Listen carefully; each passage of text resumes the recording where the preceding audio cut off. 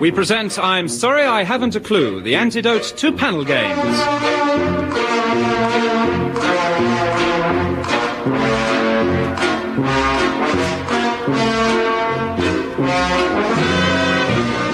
At the piano is Colin Sell, and your chairman is Humphrey Littleton.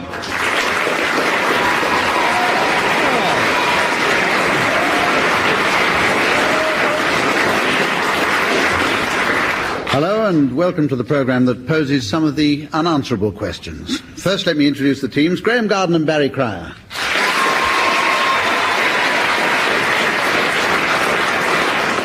They'll be going into some of the many problems, and Tim Brooke-Taylor and Willie Rushton.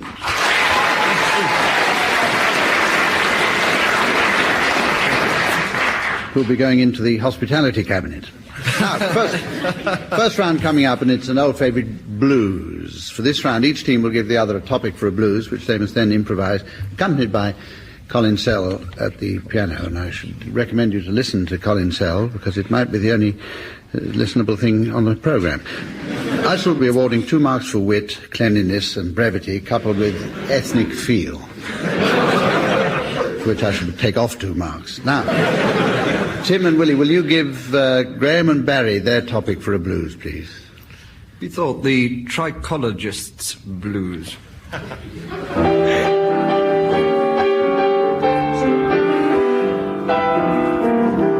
woke up this morning, and I discovered to my horror I had gone completely bald.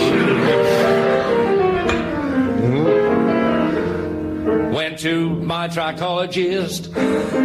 He said, I'm very glad you called. Very glad you called. You want something to keep your hair in? Here's a box.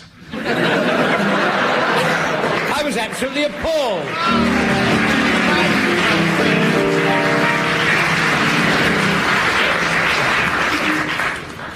Right. Brilliant. Graham and Barry, will you give Tim and Willie their topic for a blues, please? The Kerry Packer blues. Hello, blue. Hello. Hello, yellow. Oh, I woke up this morning. Do it, Nozzy. Found I had to go and have a chunder. After 43 tubes of ice cold Fosters, it was no bloody wonder. After so not spot, Australian blues.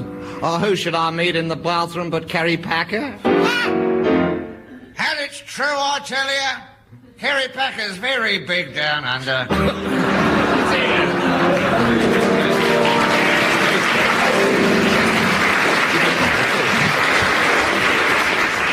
And with the teams level pegging at 5 marks, we have an objection here. Not the Kerry Packer blues, the Selfridges blues. Certainly. Well, I woke up this morning. Found I had to go and have a chunder. Who should I meet in the bathroom but Mr. Selfridge? He's very big down under. This isn't as good, is it? No. If you hadn't done that, you've lost your 5 marks. So this is where I invite the teams now to start thinking about their candidates for the late arrivals at the Mad Scientist's Ball. The Mad Scientist's Ball. Easy. We'll be coming to that later in the programme. Go on now to the game word for word. And in this round, one of the members of a team says a word, and his partner must say another word totally unconnected with the first, and so on. The other team may challenge by using their buzzers and try and prove a connection to my satisfaction, which is very difficult. I'll feed you with the first word, and we'll start now on this one with Barry Cryer. The word is sturgeon. Plinth. Zither. There's There's a well-known statue of a sturgeon in Vienna, home of the zither. That is true, on a lovely It was in place. The Third Man. Orson Welles hid behind it. He hid behind it. In the shadows, he came from behind it. I'm behind the sturgeon over here. Anton Carroll. I'm behind the sturgeon. Yeah, you all I was a have bit this doubtful old, about awarding that challenge, but as one member of the audience clapped and has obviously been there and seen it, I'm afraid I'll have to give the mark, and there is only 1 mark. I'll have to give it to Tim and Willie. And we go on. Tim Brooke-Taylor, atmosphere. Egg. Coipew. Belt. Toolbox. Frock. Greed. Polo. Anathema. Hermaphrodite. Armchair. There's a challenge from Barry. Hermaphrodites are anathema to me. It's a purely subjective, personal reaction, but I've never got together with any of them at any one time. I can't. There is a connection to me, Humph, personally. Okay. Humph, are they allowed to lie in this?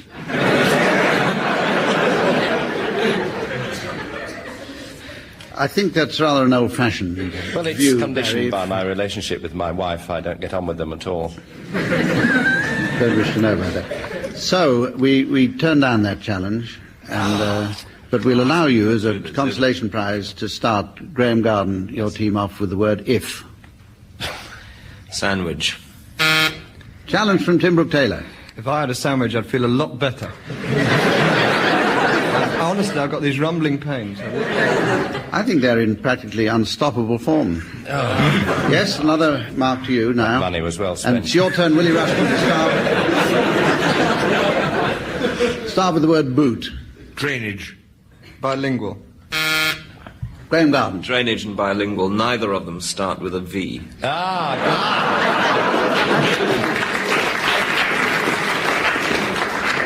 Correct. So we'll uphold that challenge and we'll go on to the next game, which is the old favourite, and a lot of people I know like to join in with this one at home, Mornington Crescent. No special rules come into play in this particular round, so we'll start now with you, Tim Brooke Taylor. Neasden High Street. Googe Street.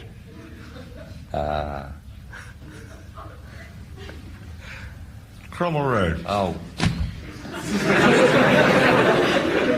Dollis Hill. good lad. Strand. Mornington Crescent. Yes. Yes. Swine. Actually, is that right? Yes. Barry definitely wins that game. And, the audience... Yes, come on. Well deserved. The audience, recognising brilliant play when they see it, bursts into spontaneous applause. And we go on to the round good news, bad news. In this round, one team has to announce a piece of good news and the others have to provide the accompanying bad news. We then go back to the first team, who have to see the good side, and that goes over to the other team, who see the bad side again, which then reverts to the good side, and so on. We'll start with you now. Where shall we start on this one? I'll start, Humphreys. You don't know Let's what start you're with doing. Willie Rushton. Thank you, Willie. One That's all mark for right. that. Good news. What? Enoch Powell is immigrating. Bad news. What's the bad He's news? just been repatriated. Good news, he's just taken over a corner shop that stays open until 10 o'clock at night. Bad news, it doesn't open till 5 to. Good news. He refuses to wear a turban on his moped. Bad news, he wears it on his head.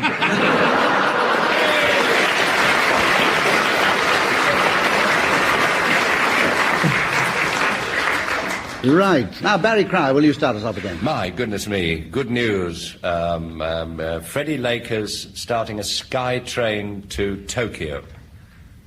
Bad news, it's going underground.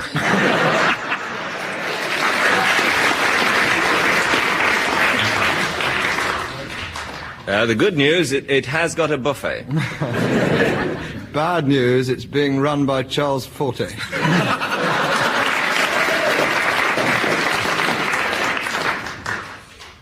Good news, there is a corridor. Bad news, but no seats.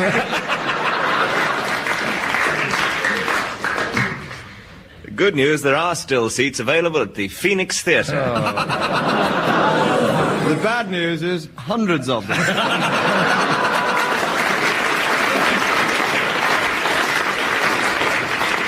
Well, Tim and Willie, you're rushing away with that with this particular round. Good news, we're having a party after the show. Bad news, that's her over there.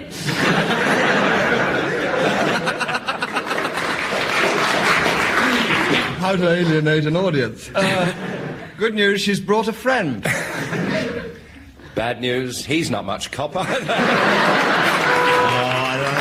You're right. Right, and we're now equally poised, and we go on to the next game, which is the double feature. And this game starts with the premise that the international film industry is bust, and for economic reasons, new films have to be remakes of pairs of old films. And I want you to hear the resulting titles from the teams, and I'll award points for anything approaching humour.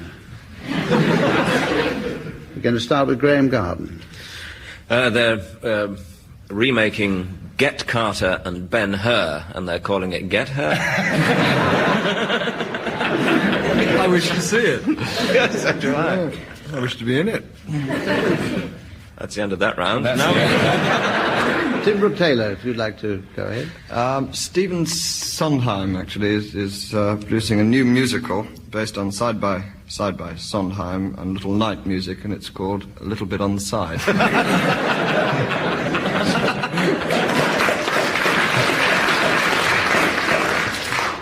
A conglomeration, Humph. They're combining the best elements of Nicholas and Alexandra and Bob and Carol and Ted and Alice and Pete and Tilly and calling it We Must Get a Larger Bed.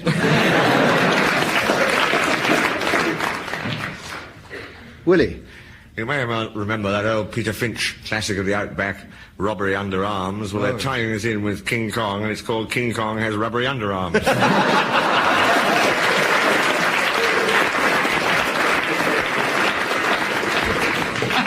Very silly. Ain't it true? Yeah, they're also doing a remake of the Hellfire Club, the Dam Busters and Birth of a Nation, and they're calling it Hellfire and Damnation. Captain Blood and the Man Who Shot Liberty Valance, and they're calling it Bloody Liberty. Any advance on that, Tim? No. No, thank you. No, you resign. Yes. Quite enough of that. You can see that. Periscope and Sincerely Yours. It's called Sincerely Periscope. So you can see that You don't round. like it, up yours. No. Right, now, next game is the famous party game called Pass the Parcel. You all know it. In this one, the players must not hold on to the parcel and can only open it when the music stops. And you must pass it on again when the music continues. Have you got that clear? Okay, Barry Cryer has the parcel now, and start the music, Colin, now. Passes it to Graham, over to Tim.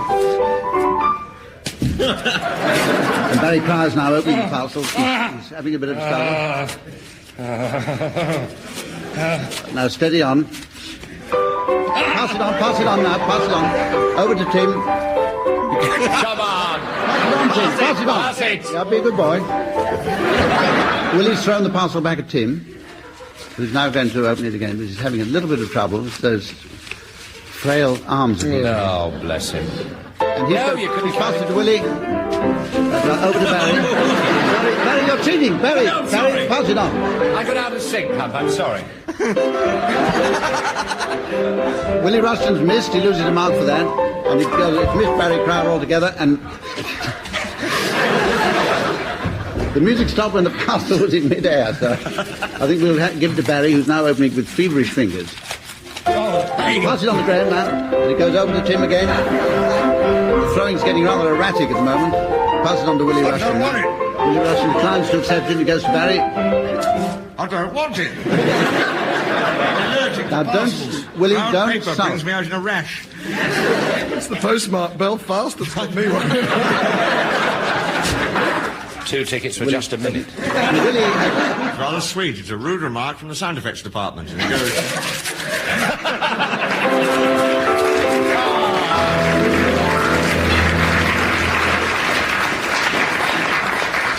Who said radio was dead? Despite a temporary attack of the sulks midway through that one, Willie Rushton finally won it for his team, who are now with 54 marks. We go on to the round Sound Charades. And in this one team has to make noises and the other team must guess what they mean. The audience are let into the secret by means of the blackboard which we have here, and they can help by applauding when the particular teams are getting warmer or booing when they're not. And a mystery voice will tell you at home, if you're still there, what the particular is.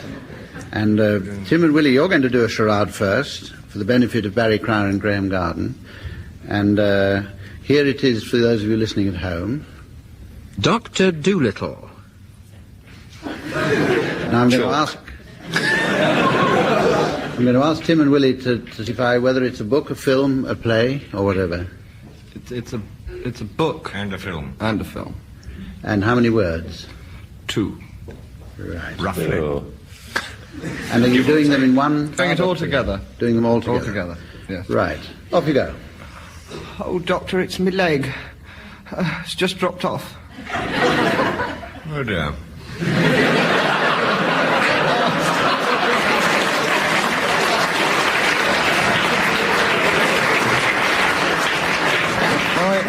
My arm's dropped off now, Doctor. Good Lord, how boring. Oh, dear, my head's dropped off. Oh, While you're on the floor, could you see there's a golf ball under the sofa?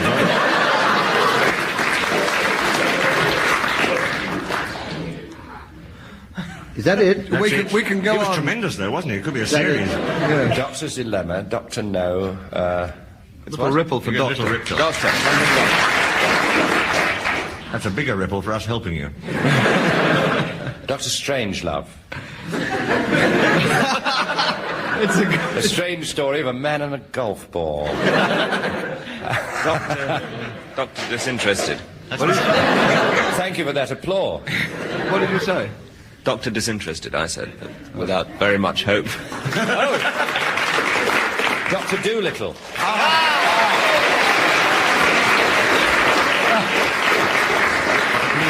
Well, you got a lot of help from the audience then, Yes, who indeed, applauded the wrong side to start with. That got me a little bit... Never mind. It's your turn, Barry and Graham, to do a charade now for the benefit of Tim and Willie.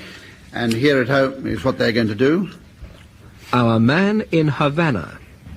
Barry and Graham, is this a book or a It's film? a book and a film, How many words? and it's 4 words. And how many sections are you doing it in? All at once. All at once, All at really. once. A sort of episode. Right, go ahead. Oh, I love a good cigar.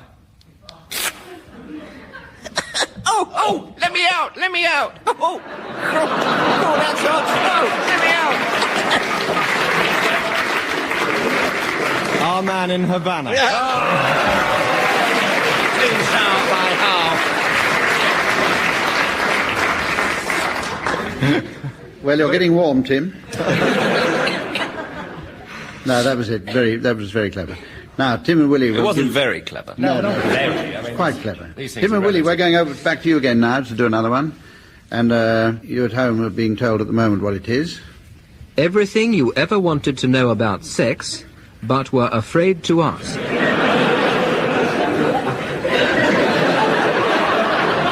It's dirty, we know Tim and that. Willie, how many words is this? Well, I say 7 and Tim says 8.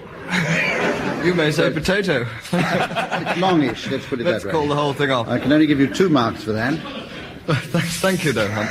Right. Is it a book or a film or a play? It was a book originally, wasn't it? then a film. And then a film. Well, then a film which... Then there was a film of the book and a book of the film. So it's a book and a film.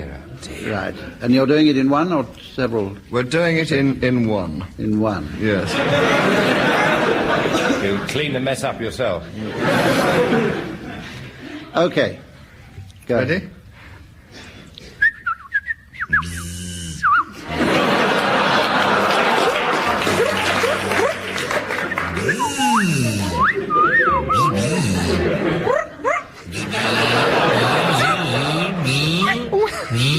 Oh, cry your heart out, Percy Edwards.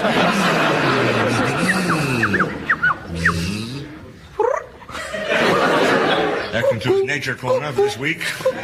That's it. Right, is that it?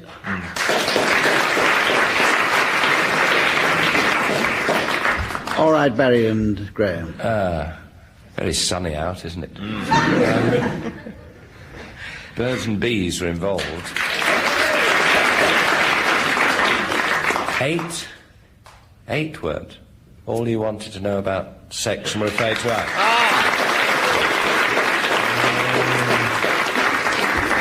Clever clogs. Right, that earns you the chance to do another one yourselves.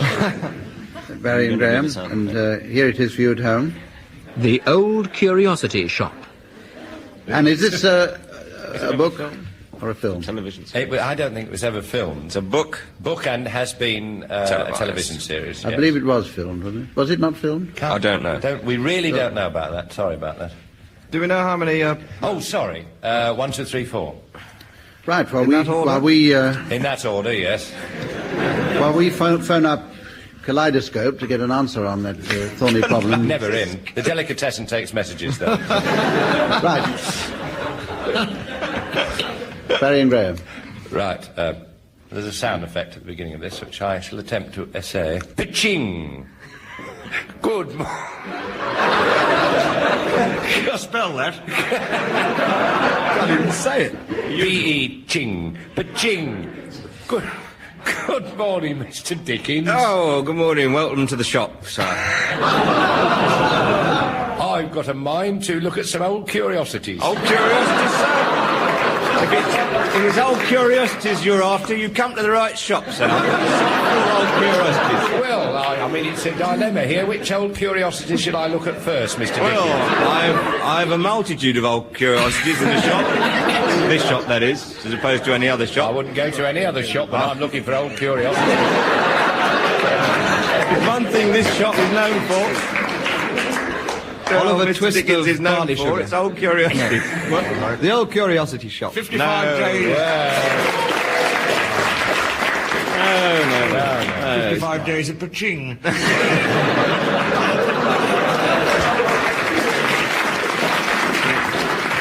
It wasn't that, it just seemed like that. Right. Oh, one of those I'm was just right. sorry to hold you up to you. I'm just making a note next time we play this game to tell the audience what the rules are. Because now, teams, here's the time for you to divulge your answers to the poser that I put before you earlier on in the programme, and that is to announce your late arrivals for the Mad Scientist's Ball. No. Oh, it's tomorrow night.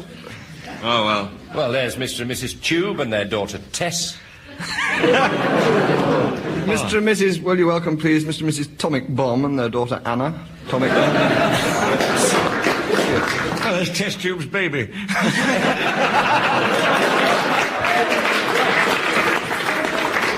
Will you welcome, please, Mr. and Mrs. Ode and their children Anode, Diode, and Cathode, and her friend Ray Tube.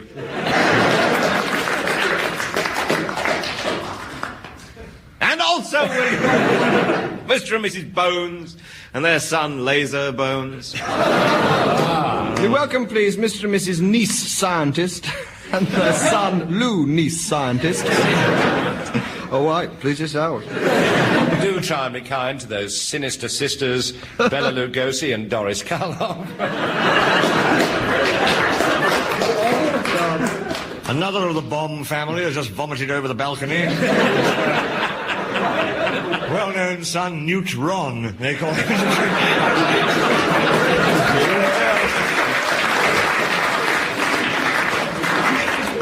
Mr. and Mrs. Kuehl, you will welcome and recognise, and their daughter Molly Kuehl.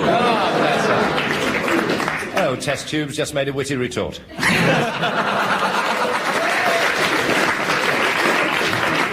Oh dear, so she has. She made it to you as well, did she? Yeah. Mr. and Mrs. Scale Controversy and their daughter Win Scale Controversy. Mr. and Mrs. Einstein and their son, the Dr. Francis. Yes. You've got to work it out. Because you don't have to, it's best The beautiful, mad Russian surgeon, catch your leg off.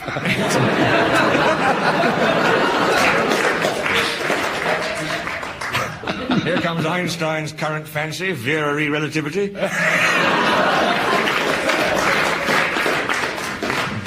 Mr. and Mrs. A Ton Warhead and their daughter Meg A Ton Warhead. Mr. and Mrs. Burner and their Billy Buntrish-type son, known to everybody as Bun Son Burner. Not to everybody. No, not to everybody. Mr. and Mrs. Trickle Charge and their son Alec Trickle Charge. Oh, there's ethyl chloride.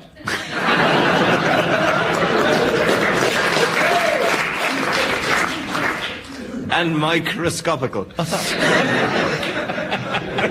I can't see it. Standing there next to radiation. At this point, we've come to the end of this week's contest. I've been putting marks on the paper to keep the score.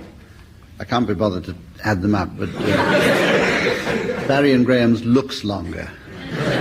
So you're the winners this week, and Tim and Willie, bad luck. Try again next week. Thanks, Hum. And from all of us, goodbye. Congratulations.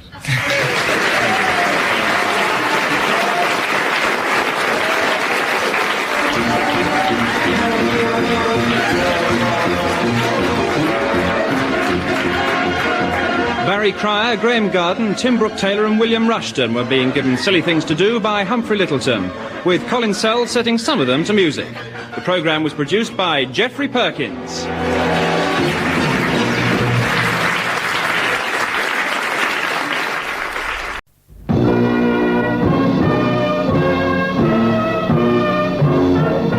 We present I'm Sorry I Haven't a Clue, the panel game.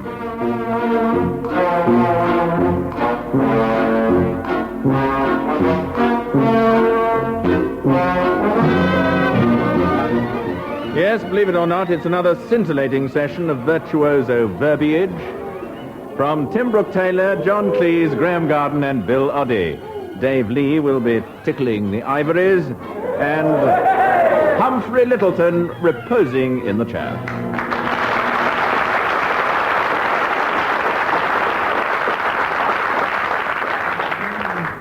Hello again. Once again, it's my duty to present on my left, John Cleese and Graham Garden.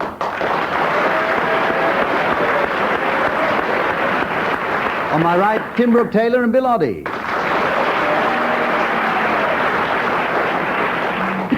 Those of you who've seen this program or heard this program before won't have the faintest idea what's happening, which starts us all off level pegging. And I'm going to ask each team to sing a song, but they'll have to sing it as animals nominated by me. And I shall mark this one for zoological exactitude, whatever that means. Now then, we'll start with John and Graham, please. If you'll sing lovely old French song, Autumn Leaves, as wolves.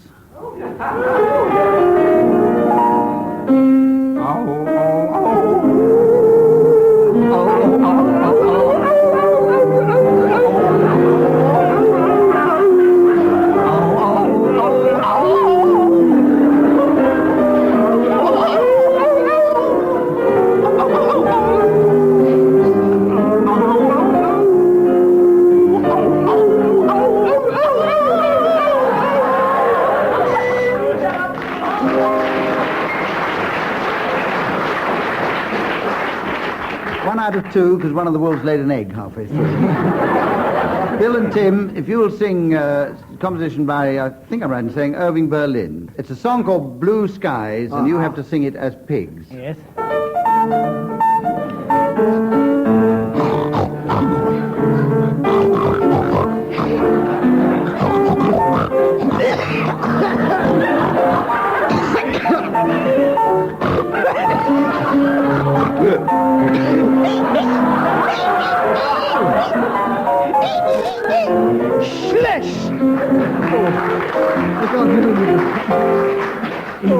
I just killed my pig. An awful mass of mischief.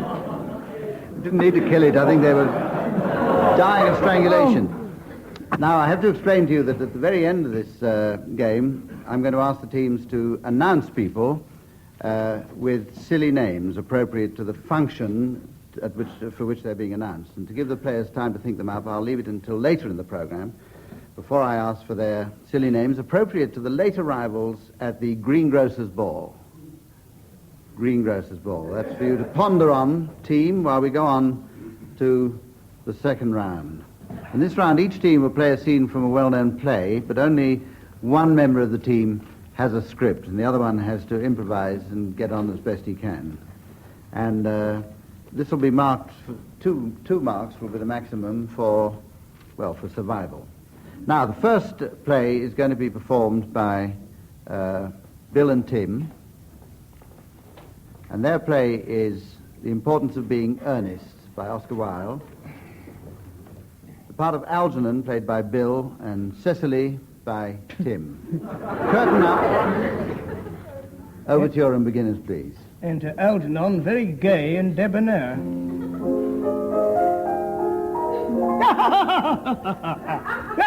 It's Tommy Cooper. No, it's not. He's very gay. Oh, you are my little cousin Cicely, I'm sure. Well, I'm not so sure.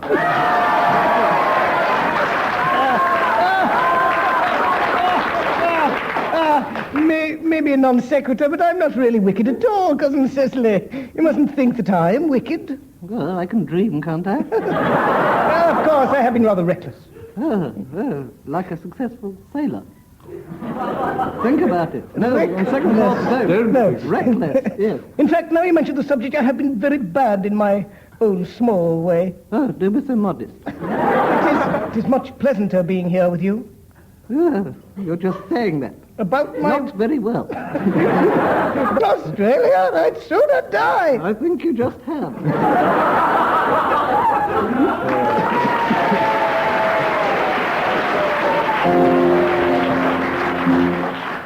I think Tim was playing the wrong part there. He was playing Lady Constance Bracknell, but still, we'll give them 2 marks now, and we'll move on to John and Graham, who, on a slightly higher cultural level, are playing a scene from Henry VI, Part 2, by William Shakespeare. John Holland is played by Graham Garden. George Beavis by John Cleese. They're not in this. Well, I say it was never merry world in England since gentlemen came up. 'Tis true. He never said a true word in his life. 'Tis true. I can find out the fault in that. Oh, the nobility think scorn to go in leather aprons. You can say that again. 'Tis True, and yet it is sad, labour in thy vocation, which as much as to say, let the magistrates be labouring men, and therefore should we be magistrates. Well, I don't know as how I can quite agree with that. I think that is a question for debate, or as they do say, a moot point. I see them! But there's best son, the tanner of Wingham. So he be there now. I see him there, he be the one with the 2 legs. Aye, and Dick the butcher. I see him too, with the tin and boot polish embedded behind his cheek. And Smith the weaver. With another tin and boot polish embedded just behind his left temple. Come. They've been fighting down at the greengrocer's again. Come. Let's fall in with them.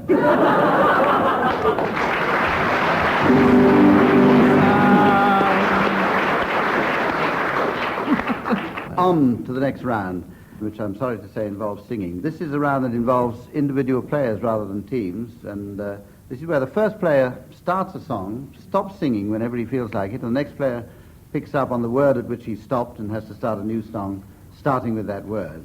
And we shall be going in the order of Bill Oddie, Graham Garden, Tim Brooke Taylor, and John Cleese. Bill Oddie, will you start, please? Once on a high and windy hill, in the morning mist, two lovely black eyes. Oh, Oklahoma when the wind comes.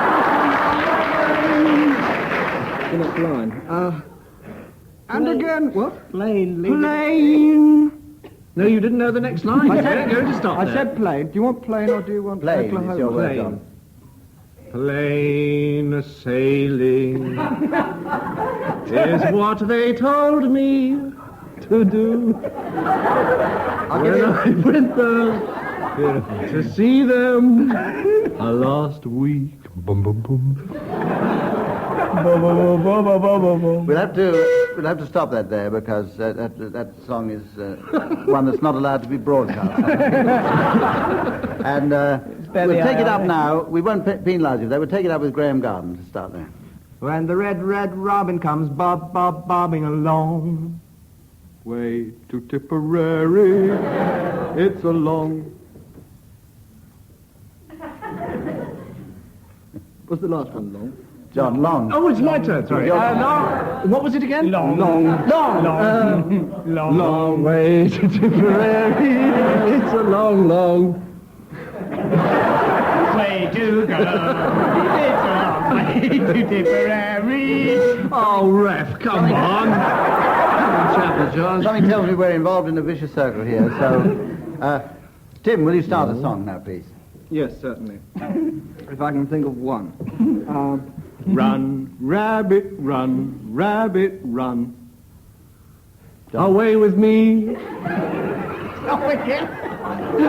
Another unpublished one. It's a new one. It's in a new Broadway musical.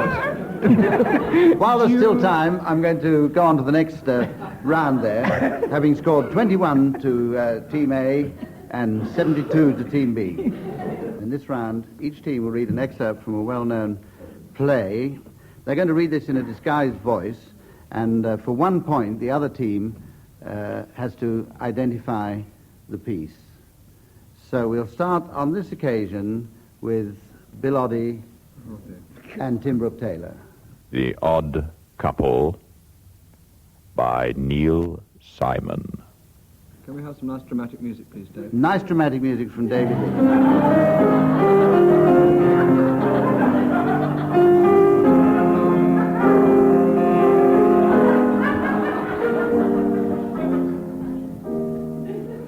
All right.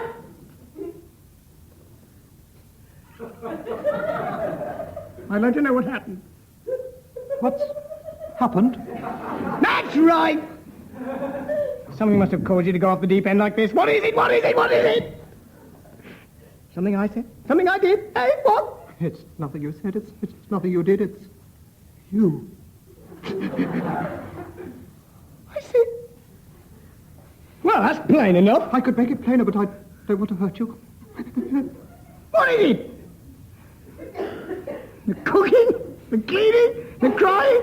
I'll tell you exactly what it is. It's the cooking, cleaning, and crying. It's the talking in your sleep. It's the moose calls that open your ears at 2 o'clock in the morning. I can't take it anymore. I'm cracking up. Everything you do irritates me. And when you're not here, I know what you're doing when you come in.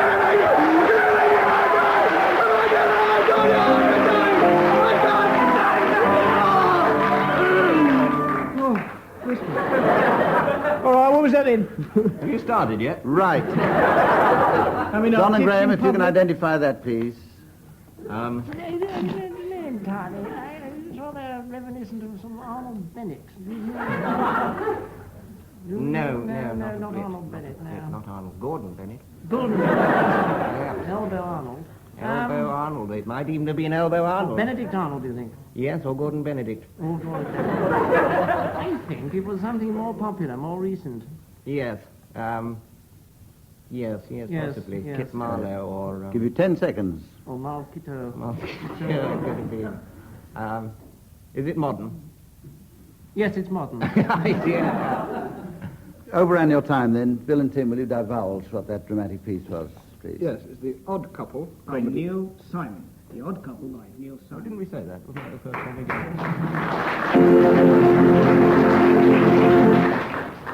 Right, there's no marks to John and Graham. It is their turn now to try and baffle the other team with their dramatic excerpt.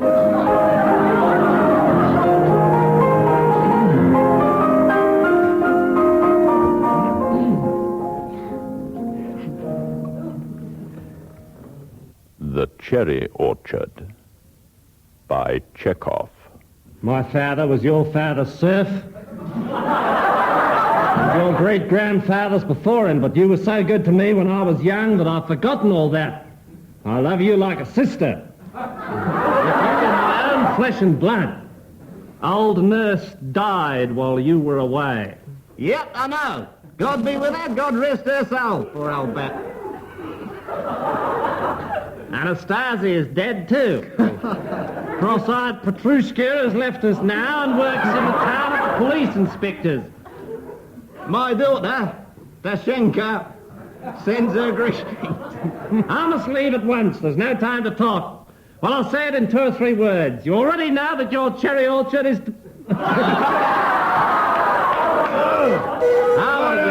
Well, Stop it! Nasty, dirty, filthy, full frontal star. I don't like that. No. Jim and why- Bill, Here? rack your brains. Well, I would say it was Russian.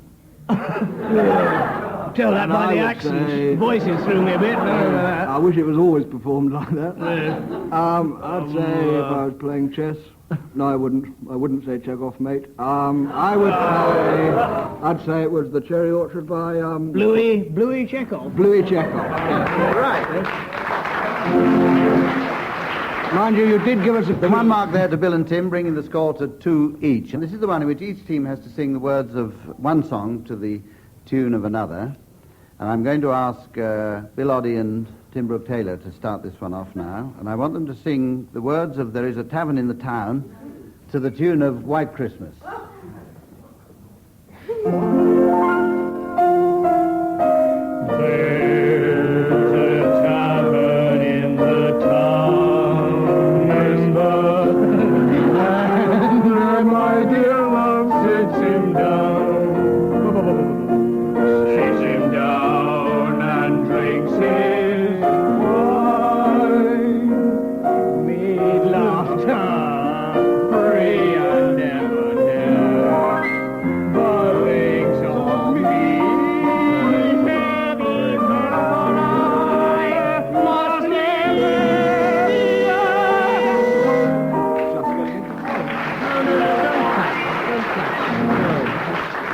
I stopped that one there because they made that dramatic leap into the high register, and I was really fearing for their safety once they were... Right, now, John Cleese and Graham Garden, your words are Any Old Iron, and your song is a very appropriate one for those particular words, Some Enchanted Evening.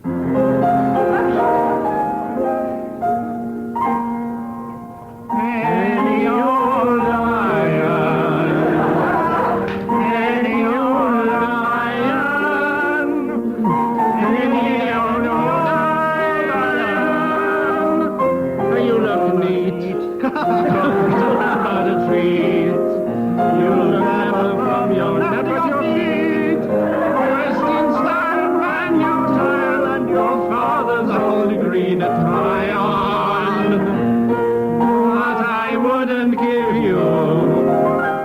tuppence for your old watch chain. Old iron, any old iron.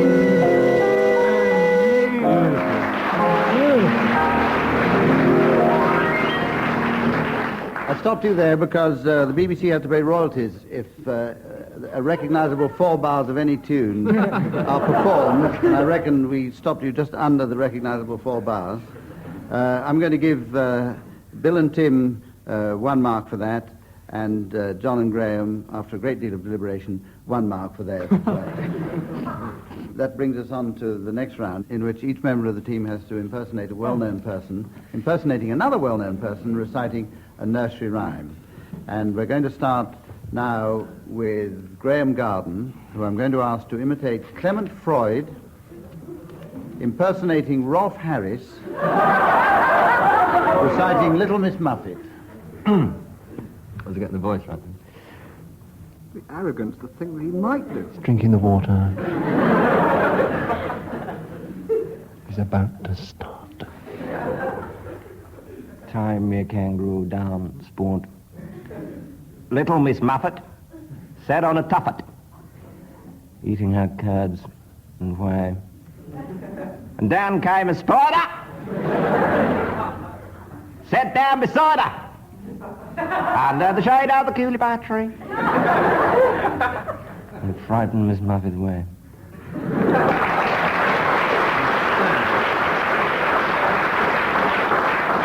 1 mark for that, and we go over to Tim Brooke Taylor, who is asked to impersonate Harold Wilson, impersonating Chairman Mao,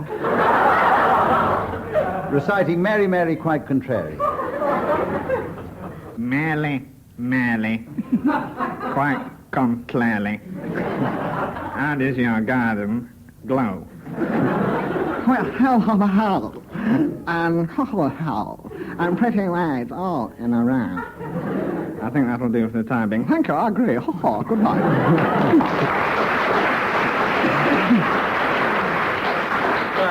level pegging on this round with 1 mark there out of 2. And now, Bill Oddie, will you give us Donald Duck impersonating Huey Green?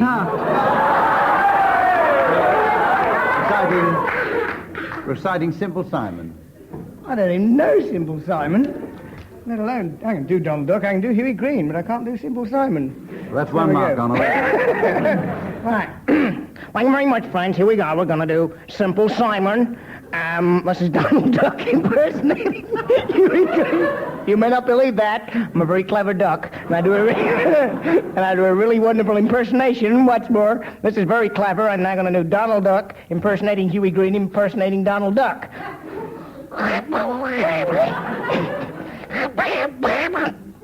Now, was Simple Simon met a pieman going to the fair. So Simple Simon to the pieman, can you speak a little more clearly, please, duck? All right, don't worry. Is there any poor duck doing that? I'll report you all to the RSPCA. And I'll report you for ruining a BBC microphone. While you mop it off, that's two marks to Bill for that. And we come now to John Cleese, who I'm going to ask to impersonate David Frost, impersonating Adolf Hitler. They're different. Reciting the Grand Old Duke of York, John. The Grand Old Duke of York. They are different, John. The super Old Duke of York. Und aus? He had 10,000 pounds. Sorry. Oh, slippy shame. 10,000 men. Sorry. Der Mensch ist sehr auf Gefühligkeit. Hat sehr obergematschet. Oben und so weiter bis dahin. Und den habe ich unter Gefilden gefunden und das Leiden sie werden nach der Bitten. Come on. See you, bye.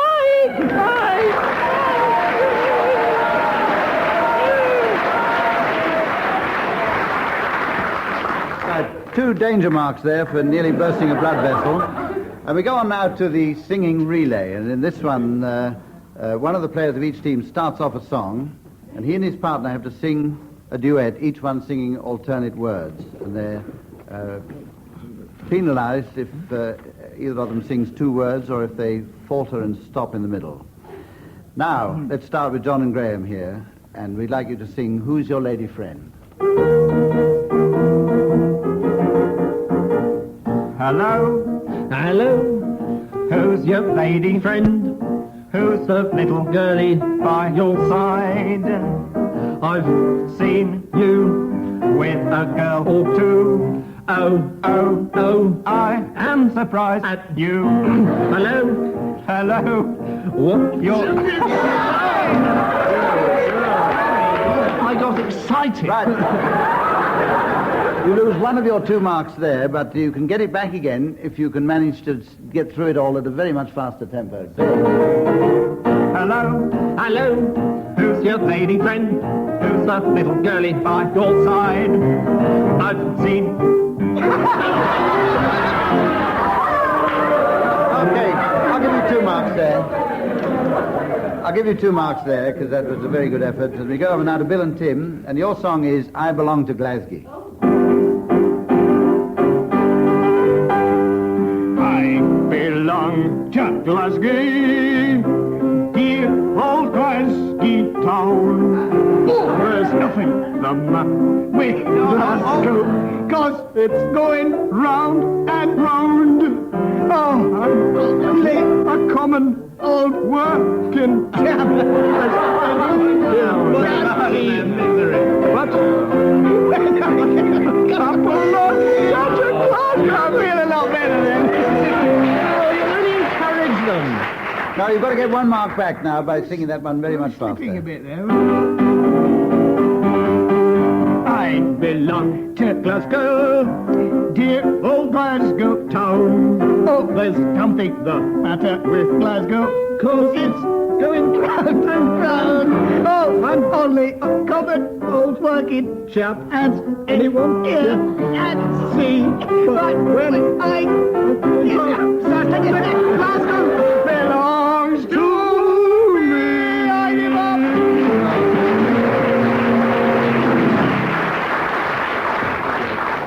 Right, well, I'm awarding 2 marks there, which brings the scores to John and Graham 15 and Bill and Tim 16. So now we come to the final round, which I referred to at the beginning of the programme, where each of the teams can make up marks. This is the one where I ask each of the teams to announce the late arrivals at the Greengrocer's Ball.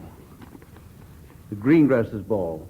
So if you're ready now with your arrivals, we'll start with Bill and Tim's team. Bill. Mr. and Mrs. F. Toot and their son B. Croot. Beg your pardon? You don't qualify for that one, because we don't have B. Toots on the menu at this particular ball. John Cleese. Mr. and Mrs. Cobeans and their son, Harry Cobeans.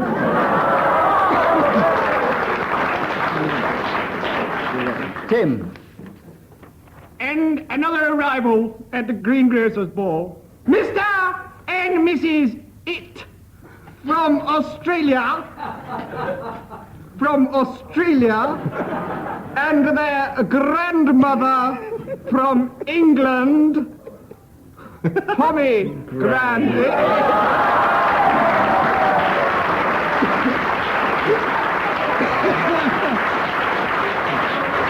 Graham Garden. Miss Emily Snip and her father, Pa Chuggamer. Not to mention the final arrival at the Greengrocer's Ball with a bit of luck which should win us the round. Oh, no, it won't. Oh, no, it won't. Mr. and Mrs. Pound of Apples, please. Not him. Yes. Not him. Not him. And their famous son. No. From the East End. Half a pound of apples.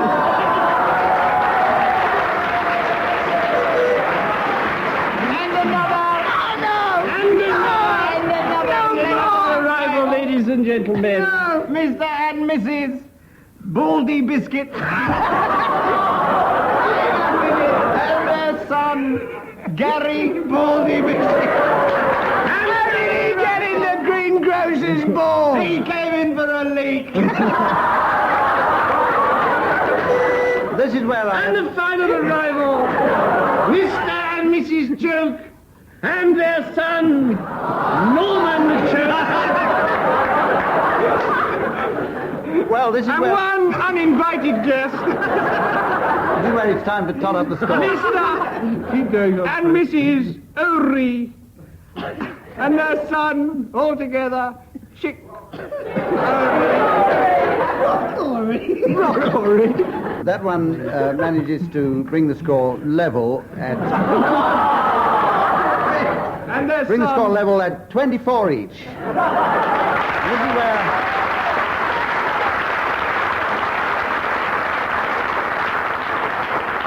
This is where it's time to say on behalf of our 2 teams, musical accompanist David Lee and myself, Humphrey Littleton, goodbye now.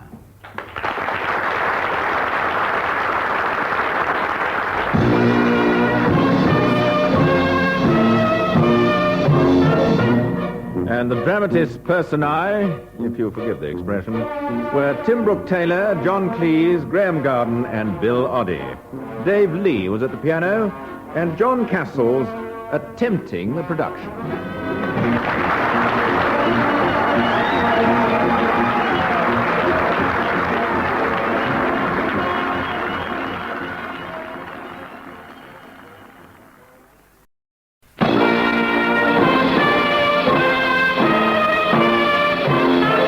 We present I'm Sorry I Haven't a Clue, a panel game, and your chairman tonight, Humphrey Littleton.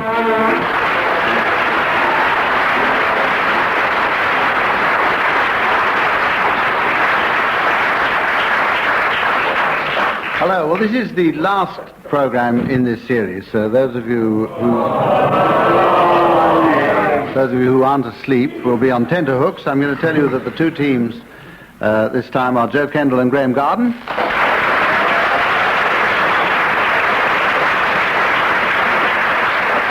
Tim Brooke Taylor and John Cleese.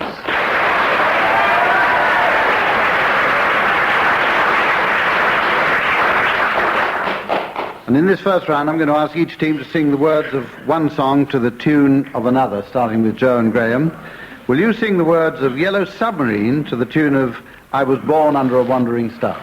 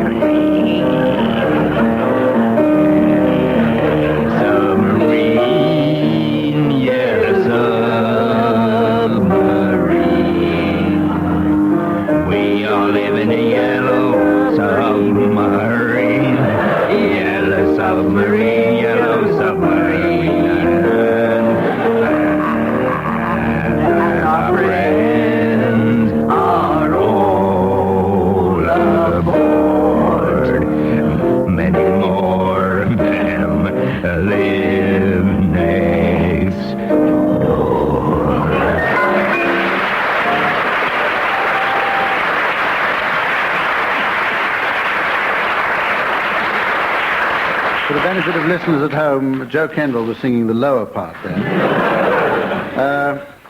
2 marks for that, I think. I don't know why. Tim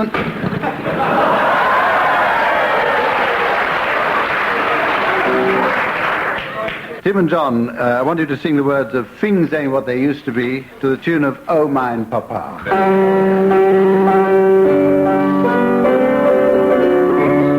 They've changed a little valley into a bowling alley, and things ain't what they used to be.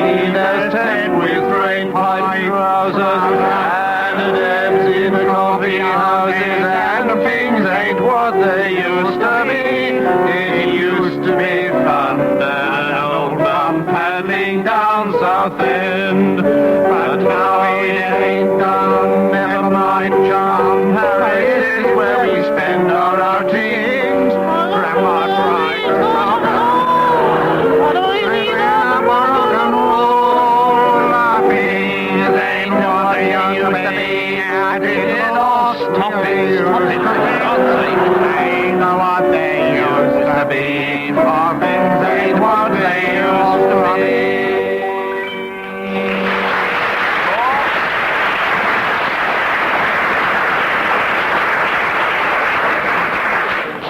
Can't help feeling sorry for Lionel Barr. First bankruptcy and then this. Give you 1 mark for interpretation there. This is where I give the team some time to think up names for the late arrivals at the Geographical Society Ball. At the very end of the program, they're going to be asked to announce these late arrivals, and that's the ball that you have to announce them for, the Geographical Society Ball. Right. On now to a thing which is called, a round which is called Daffy Definitions. In this round, I shall give each player a word which they may or may not know, and ask them to define it. If their definition is anywhere near the correct one, I shall be very surprised. Tim Brooke Taylor, yours is the first word. Oh, is it? And it is Gaius Cutus. Gaius Cutus? Gaius Cutus. A Gaius Cutus is a left-handed toothbrush used by a little-known African tribe, so little-known that not even I've heard of them. One thing that is known about this tribe, in fact, is that they have these left-handed toothbrushes for the teeth that they wear around their left hand to capture from their enemy. That is known. That's the only thing. Well, that's extremely doubtful, but it's better known than any other fact. That's probably true. That's all we've got to work on, anyway. Well, I'll give you 1 mark for that. Thank you. Because it is, in fact, a mythical 4-legged beast with legs on one side longer than on the other to enable it to walk round the sides of steep hills. That is... That's another theory, but I don't... Gaius Cutus. Joe, yours is the next word, and it's colt pixie. Oh, that's easy. There are pixies in Scotland. And when it snows, they pop out of their heather-lined burrows and say, "Oh, it's cold." Hence their names. It is fairly close to it. A colt pixie is a mischievous hobgoblin supposed to appear as a colt and mislead men into bogs.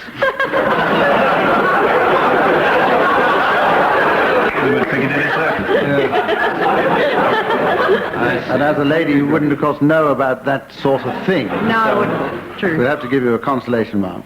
Now then, who's this? Graham. I want you to define a fern tickle. Well, this comes from Old Middle English. In fact, just to the left of Middle English.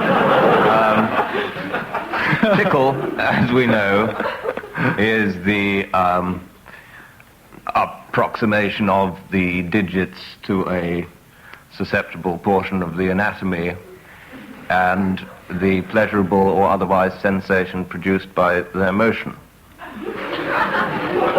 Fern, it's true, he's a doctor. Fern, he's a doctor. He is a doctor. He is a doctor. Fern comes from the Scandinavian, higher Scandinavian, well, halfway up Scandinavian, and fern, the same root that we get the word fun. So a fern tickle is an enjoyable tickle.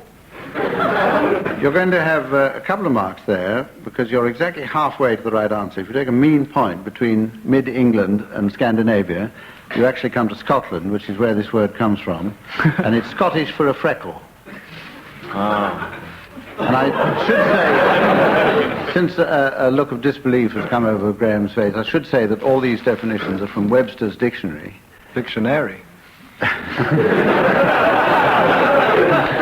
Be careful, you might have to sing that later.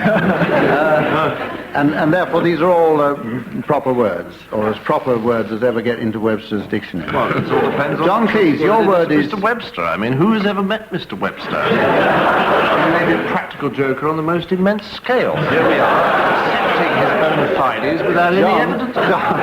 John, wipe your eyes and listen to this word. This is your word. Almoravid. Oh, yes, well, I know what this is. Yes, I do, actually, because I was in Morocco 4 months ago, and it's the second recognised dynasty of Moroccan kings coming between the Almohads and the Sardians. Or not. You might get a mark if you tell me where they live. Two-story, 2 up, 2 down, made of congealed sand and juice squeezed from camels. But I should buy now. If you tell me that this particular dynasty lived in a fortified convent, you would have got your 19... Say anything for a laugh, won't it? Well, we've been badly treated. I'm having it put in my contract from now on, no Webster. And I'm going to tell you that the next round is limericks, and your thing is there once was a person called Webster.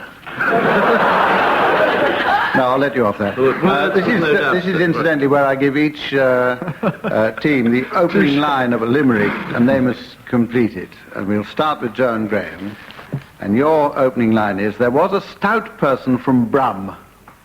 I see your game. There was a stout person from Brum Who lost £20 off her tum.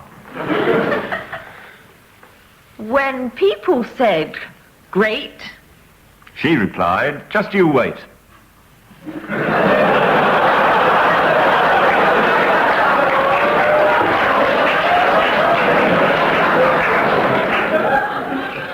till you see what I've lost from my thumb.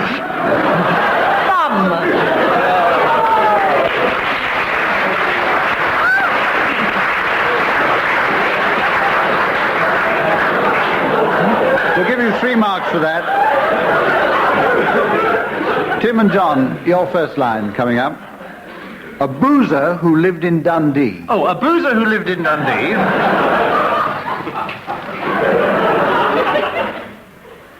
Decided to go on a spree.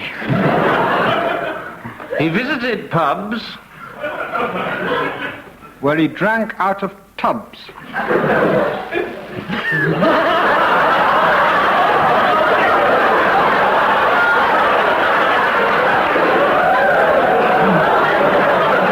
Until it was time for his tea.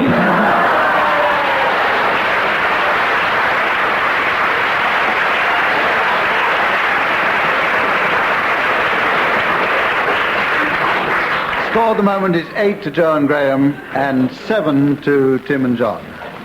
And this next round is the singing relay, where I give each team a song to sing, taking alternate words. And anyone who spoils the song by singing out of turn or out of tune will be taken from this place, hung, drawn and quartered, boiled in oil, and compelled to listen to a complete replay of this series. Joe and Graham, your song, please, is Second-Hand Rose. I'm wearing second-hand hats, second-hand clothes. That's why they call me second-hand rose. Even a piano in the parlor for 10 cents on the second-hand toils. I'm wearing second-hand coils. I never get a single thing that's new.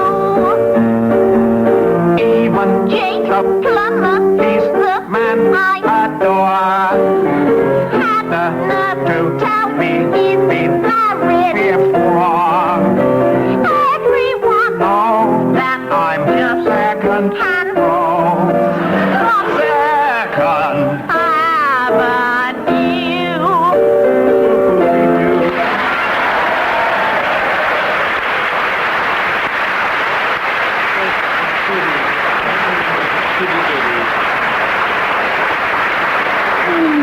They look so smug about it.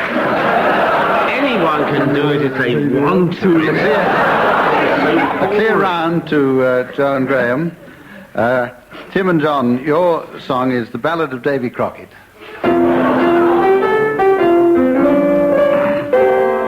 Born on a mountain top in Tennessee, green estate in the land of the free, raised in the woods, so he knew every...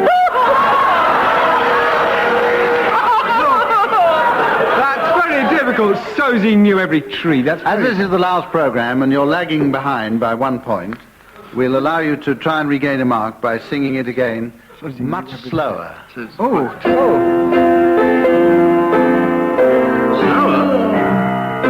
Born on a mountain top in Tennessee, green estate in the land of the free, raised in the woods, so every tree, killed him papa when he was only 3.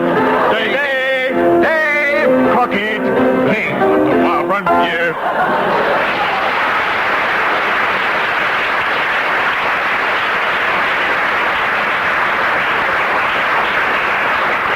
Dave Lee at the piano there, taking the law into his own hands.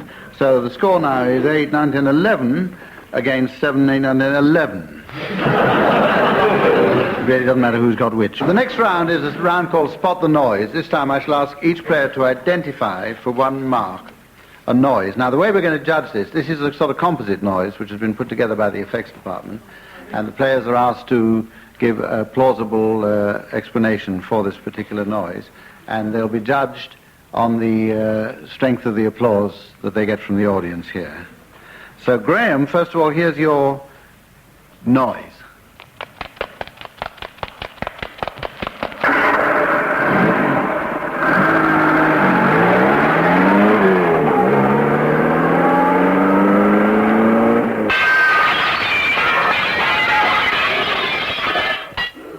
I like a nice plate glass window break. Ah, yes.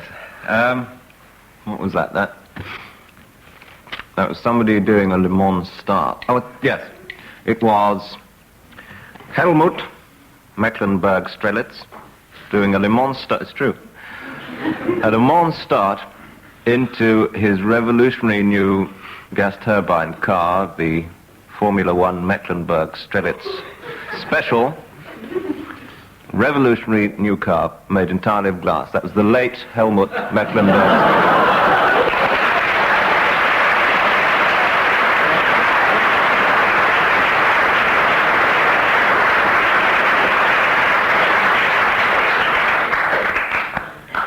Right. Joe Kendall, here's your noise.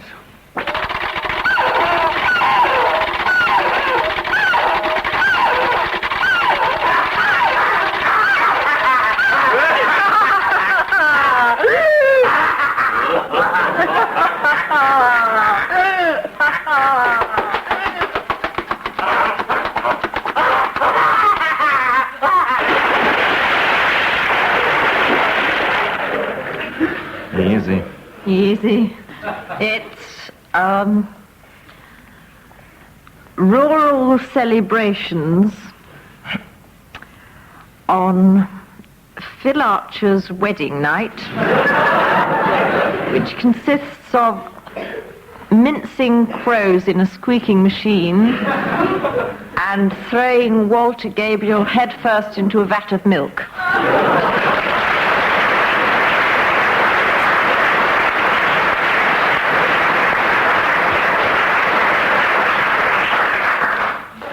Right, Tim Brooke Taylor, your noise now.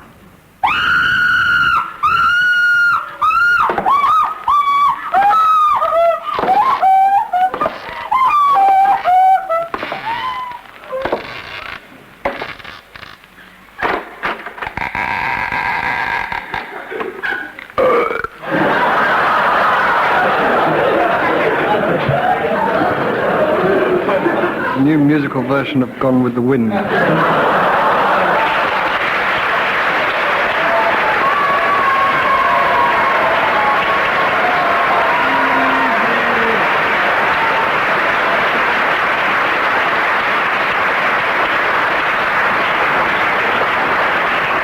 I expect you might.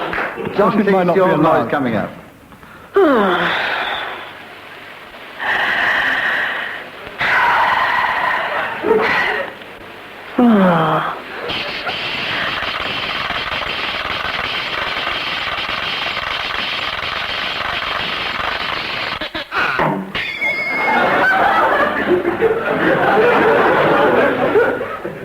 Well, I heard the audience laugh at the end. I didn't hear the effect. What was the... I think it was, could be Webster compiling his picture. I think it's somebody, the sort of... type of thing is obviously somebody reading Webster. Reading Webster. Webster, the well-known lexicographer and practical joker. And then, as far as I can see, several months passed. Then there was a sound effect of Mr. Webster's index fingers being fed into a mincing machine.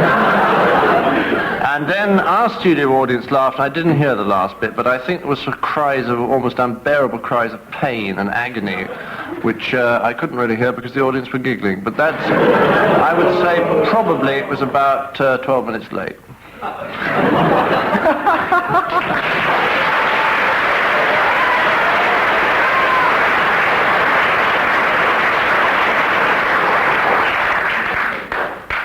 Well, we have an aggregate there of 18 to Graham and Joe. That's 1 mark per second of applause. And an aggregate of 17 to Tim and John, bringing the score 2. Now we go on to Calypso time. If you've noticed a certain amount of sort of padding up to now in the program, it's been to delay the moment when we come to Calypso time. Each team will be given by me a subject on which they must improvise a 4-line calypso, singing alternate lines. Tim and John, your subject, please. Crafts. I'll do the beginning. I went to... Just warming up. Oh, I went to Crafts the other night. The dog's owners, they were an incredible sight. They started to behave so much like their pets. They had to plant trees in the toilet.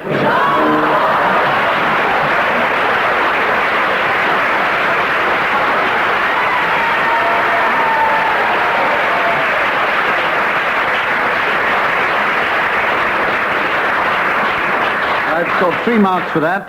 John Graham, your subject is Entente Cordiale. Her Majesty the Queen the other day. She went to Paris a long way away. The only question I am asking. Asking? You! Ah, that's easier. The only question I'm asking you is what did Monsieur Pompidou?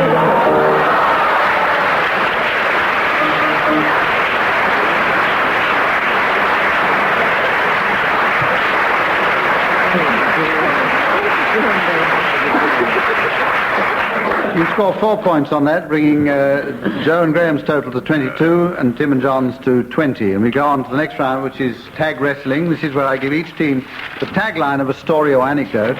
I shall start with one team who must start a story, or rather they must tell the story ending in their tag. But when I press the buzzer, the story passes to the other side, who must work towards their finishing tagline. So the winning team is the one which reaches their tagline first. That's what it says here. So Tim and John, I'll give you your tagline first, towards which you must work. Here it is. So it's true, exclaimed Aunt Alice, pulling on her boxing shorts with a leer. The iced bun was yours all along, Lady Cynthia. Joe and Graham, your tagline is this. Come in number 3, screamed the Cardinal. And everyone in the baker's shop went quiet. Or Paddy may never tap dance again.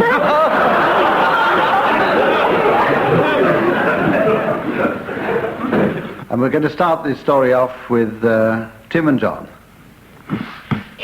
John. Well, one day, walking along Hackney High Street was Lady Cynthia Thing, who was feeling very hungry. She popped into the fish and chip shop for a little rock salmon and chips, and then she popped into the bakery for some iced buns and chips. Did you know that this was the bakery attached to the Vatican, close to the Vatican boating pool? In Wapping High Street? Cardinal what?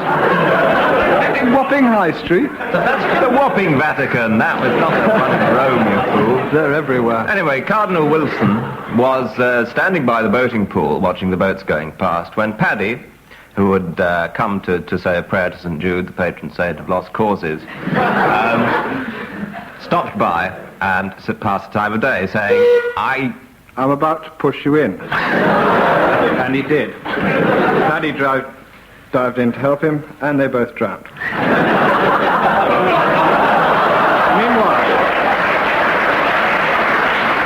Meanwhile, Lady Cynthia, who we were talking about earlier, moved into the bakery and said, what I'd like is that ice bun over there. Aunt Alice, at this moment, who was doing a little shadow boxing. By a remarkable act of faith, the Cardinal and Paddy rose from the water, and as he had to change his clothes, Paddy put his tap shoes on to keep his feet dry. Tap shoes on to keep your feet dry? Turn them on. Oh, I see, you turn them on. So, anyway, this nun said to the... No, that's another story. What about it? So Aunt Alice, whose recent acts had faded from the memory, and who was in fact shadow boxing and having a hell of a job keeping the shadows in the boxes, because once you closed them, they came out. She thought this is very strenuous work. Get out, said the Cardinal. Now, Paddy was once again finding it very difficult to tap dance because of his recent immersion in the boating lake. and an emergency operation was prescribed by the Cardinal. Ah, they said, the only person who can perform this operation is out there, in boat number 3 in the middle of the boating lake. You probably see him from where you are. Ah, that's Aunt Alice's sister. You remember Aunt Alice? Do you know her? She's the famous boxing champion. Meanwhile, the shadow boxing champion. Meanwhile, Alice was boxing her champions. No, she wasn't. Was putting her boxes into shorts. I'm going to go blim, blim, blim. Blim, blim, blim. There, I told you so. Well, as this was quite irrelevant what the Cardinal was about to say, the Cardinal, notwithstanding Aunt Alice, said, come in number 3. So it's true, exclaimed our Salad, and Aunt Alice, pulling on her boxing shorts for the layer, the ice bomb was yours all along, Lady Cynthia, the end.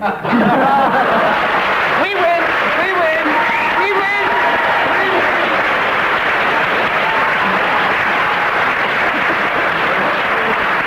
We won.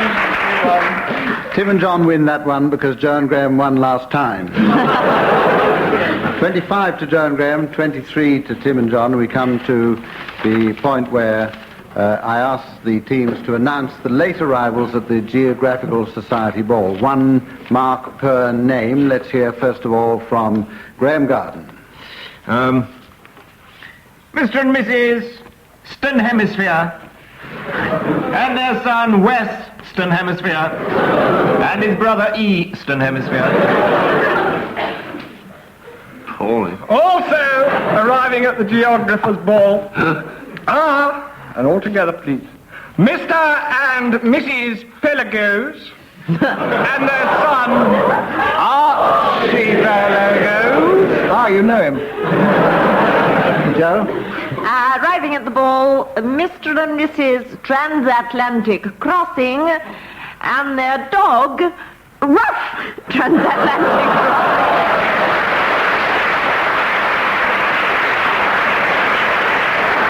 Something happened. The Australian ambassador and his wife and their pet koala, Lumper.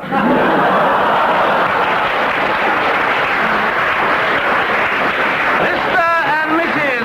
Ferris Tree and their daughter, Coniferous Tree.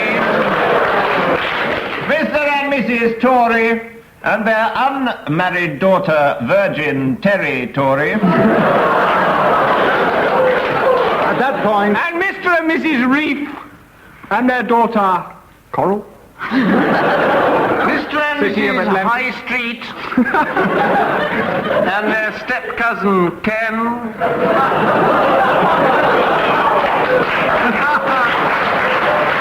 Mr. and Mrs. West Passage and their daughter, North West Passage.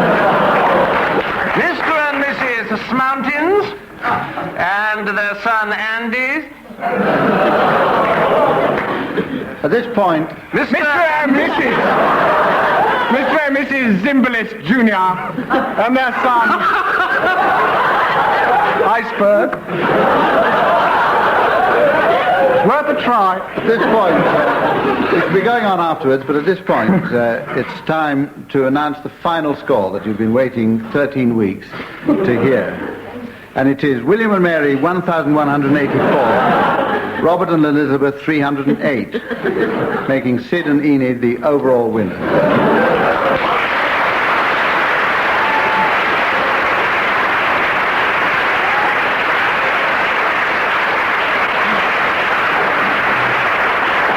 It only remains to say goodbye on behalf of Joe Kendall and Graham Garden, Tim Brooke Taylor and John Cleese, and our musical accompanist and director, Dave Lee.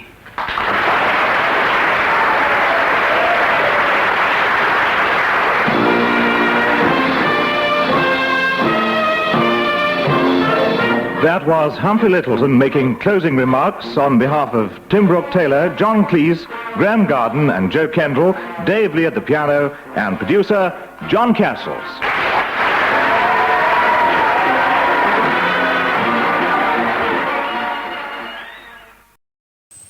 Straight now into the first round, which is the singing sprint.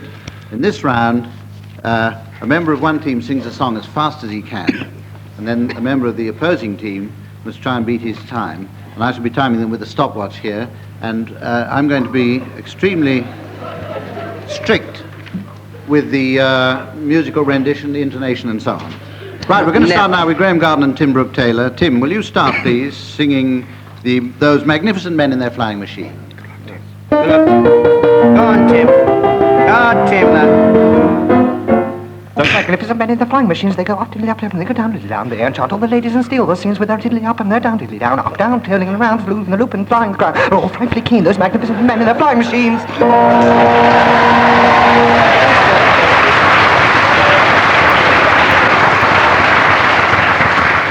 Tim Brooke Taylor with a fantastic 11 and a half seconds. Graham Garden, can you beat that? Personal best.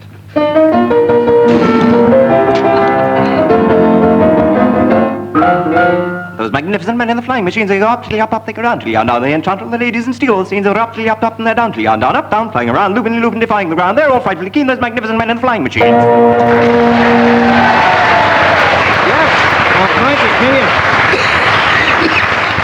Stunning, 10 and a half, beaten by 1 second, Tim, so that gives you 3 marks. And we come over now to Barry and Bill, and we'll start with Bill Oddie, and your song, the two of you, is the hippopotamus song.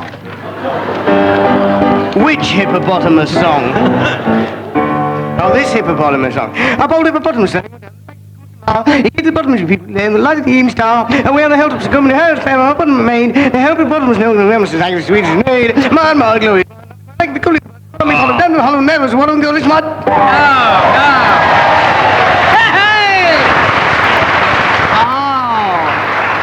Has he done it? Nice one. 14 and a half seconds. So that's your target, Barry Cryer.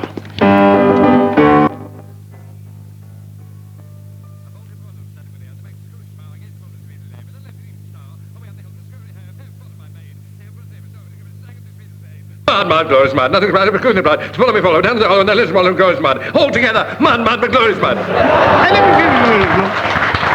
That puts Graham and Barry slightly ahead as we go on to the point in the programme where I tell you that we have come to the round called Garble, and in this round I'm going to give each team a situation to improvise, but the improvisation must be in garble with no recognisable words. And I'm going to hand over to the audience to judge this one. I shall award marks at the end according to the length and volume of your applause. And don't forget that if you recognise any recognisable words, I shall be very surprised. We're going to start with Graham and Barry. And your situation is this: a Welsh nanny being invited to a German police ball. Ich fiete doch Kinder, doch Hüte, doch die Hunde, doch recht, doch Hunde, Flüre, Flüre, Oh, boy, ik wil Och, wat is er nog komen nog? Dat kan te zijn, de Hunde. Dat weet je zo. Papa. Ah, kijk eens. Jij hoort een boy, en een gewoon.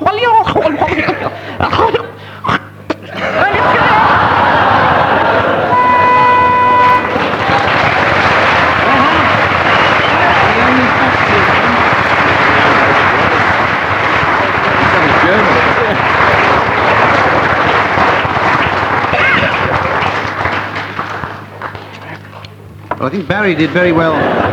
Barry did very well to avoid any German words, but there were 1 or 2 Welsh words in Graham's there. So, 1 or 2 German words. Anyway, I'm taking note of your applause now. Tim and Bill, your turn. And your situation is a young Liverpudlian offering a lick of his ice cream to a neighbour at an Italian football match. What's some, why you calling you on it? No,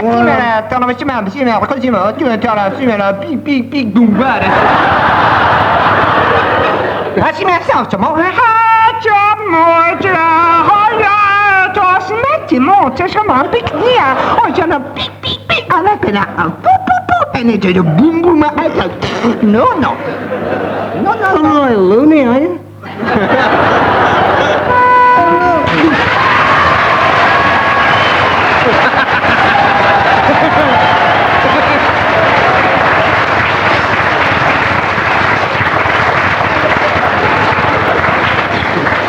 Just let me check that applause, because there's very little in it. And while we're checking the applause, we go on to the next round, called tag wrestling. In this round, I'm going to give each team the payoff of a story. Then members of each team will have to devise a story to fit their particular punchline. I shall then start one of you off working towards your punchline, and then I shall press the buzzer, and a member from the opposing team will have to take over the story, but work towards his punchline. I'm going to give you, Tim and Bill, your punchline. Ready? Yep. And Gerald has kept penguins ever since the mayor was beheaded. Okay, Graham and Barry, ready for yours? What do you mean, fruitcake? Said Cicely. A short back and sides is what the young master always has. Tim and Bill have had longer time to think out the opening of their story. We'll start with them, and we'll start with you, Tim Brooke Taylor. Once upon a time, there was a man called Gerald, the well-known penguin keeper. Gerald found that the best way to keep penguins in Attercliffe was to get the permission of the local council. His passion for penguins was only surpassed by his passion for fruitcake, which he always used to eat outside the penguin's cage. This was a family thing, hereditary in a way, because his sister Cicely also loved fruitcake.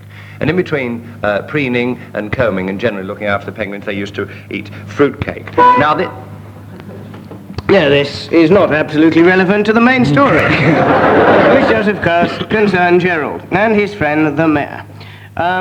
The story takes place in the time of the Spanish Inquisition, when it was a habit to, not that Spanish Inquisition, no. Not advertising, I don't know.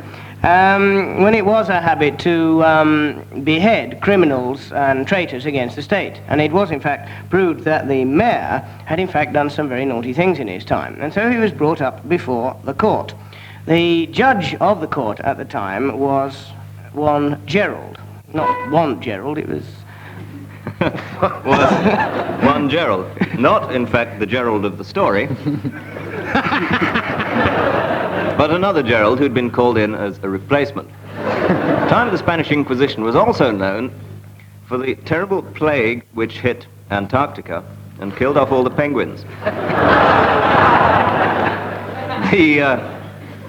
The good people of the town cheered themselves up by eating fruitcake, and Cicely, a young girl in her teens, sadly died in her early... I mention Cicely because her best friend, Gerald, and boyfriend, used to keep penguins in Spain at the time of the Spanish Inquisition. Now, there is an old custom there that every Friday morning, people come into court and have to justify this. This will interest you, Humphrey.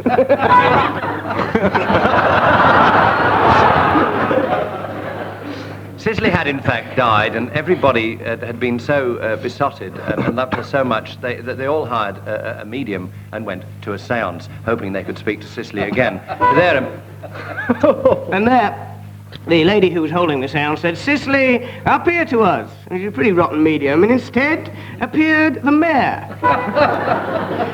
Who said, "Hello, fruitcake."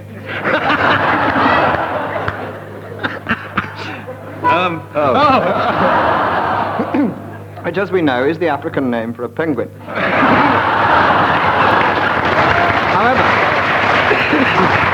However, Gerald was not to know this. And he said to the mayor, look, if I can prove, this is the bit I was telling you about earlier, Hump, that you weren't interested in, so I'll make it a bit different this time. Every Friday, people of the town had to come in and justify why they kept these birds, ducks, ostriches, emus, things like that. Now, one day, Gerald came in, and the mayor was in trouble. I'll tell you why he was in trouble some other day. So they were, in fact, all sitting at the séance, and the mayor, as Tim quite rightly said, did appear. But the strangest things happened in spiritualist circles. The mayor was dressed as Cicely. Good heavens, everybody cried. Good heavens, they cried. Good heavens, they cried. This is a pretty rotten séance, let's have another go.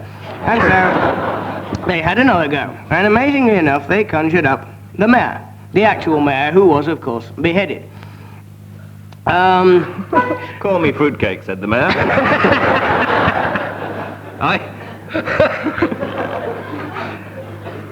I hear a voice. I think it's Cicely. Nobody else heard anything, except somebody who thought that it was something to do with Cicely talking about a barber's shop. But they were wrong. It was, in fact, Gerald talking to the mayor, and because the mayor was so nice to him, even though he had been beheaded, Gerald has kept penguins ever since the mayor was beheaded.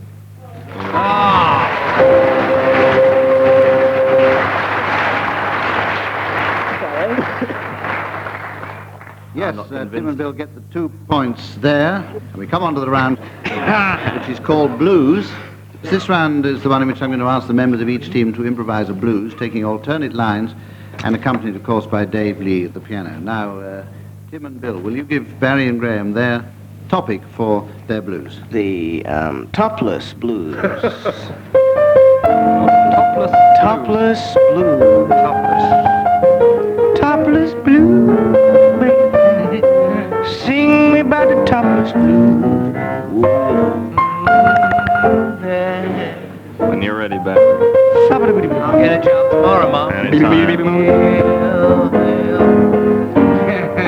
Draw the line.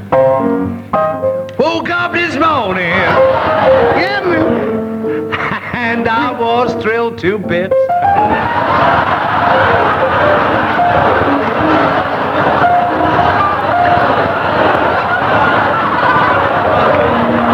You hurry up, you're getting finished before they stop laughing. They need never hear the rest. Oh, I'm very sorry about that, baby. Very good follow-up to that.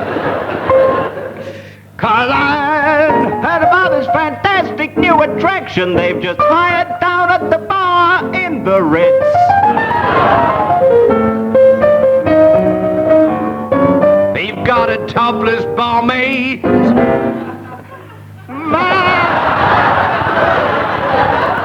Man, you should see her shake her martini. Yeah!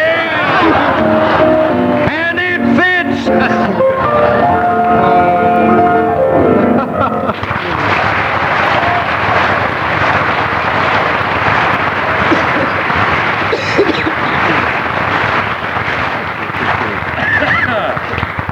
Now, we helped you. Gave you a nice, easy subject. Thank you. What do we get back? Very easy one, this. Yes? Barry and Graham, your For Tim and Bill, it's the hair transplant blues. And that's the last time we help you. All right. Oh, yeah. Oh, yeah. I got this one on an old folk quiz record. I remember this. Just got to feel a bit at Yeah, man. You know, man. Yeah! Oh, this is gonna surprise you, pal. Well, I woke up this morning. Found my head was all bare.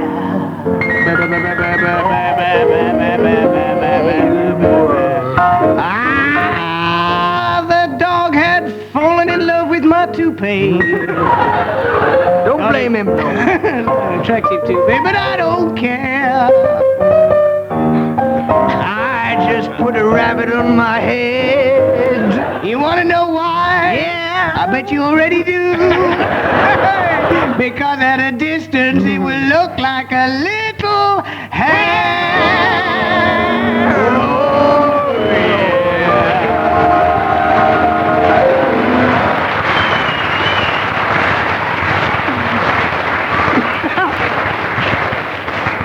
Graham and Barry get top marks for filth, and Tim and Bill, on the other hand, the element of surprise was slightly greater. Yeah. Graham and Barry 16, and Tim and Bill 15. And now we have the round called sound charades.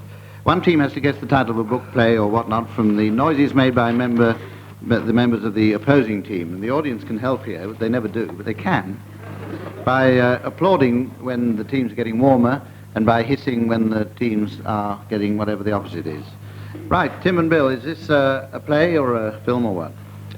We've heard it's a play. Play. And while the audience here is being shown the title on a board, the mystery voice will be telling you, listening at home, what their title is. And it's The Mousetrap. The Mousetrap. Right, how many sections? Well, there are two words.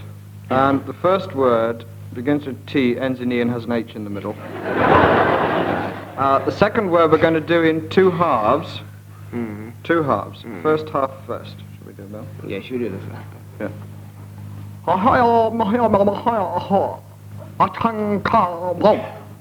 That's the first half. Second half coming up now.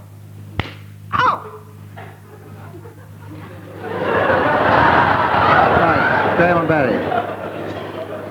The China slap. No. Warmish. Tokyo chop. No. The Japanese hit. Hit. Probably has been a hit in Japan, yes. Yeah. Been a hit everywhere else. So I was going to say the well-known Japanese hit. I'd stick to your Chinese. Chinese. Pekin Tom. Well-known character in... Give him a bit more, Character in what? In China, as you were mentioning. Well, very, very well-known character nowadays in China. Give him a bit of Mao. Bob Hope. The Mao strap.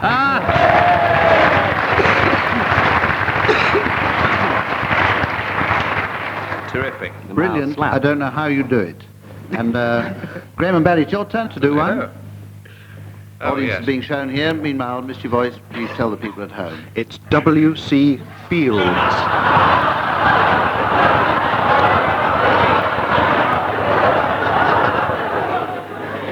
You got it? Dirty one. It's not good. Must be. Right. Always is. A film, a play, a book? A famous film star. Famous film star, right. Hello there. Very old beauty. I see you modernize it in your farm there. India. Oh, yes. You tell me why is you put in a lavatory in the corner of every one of your meadows?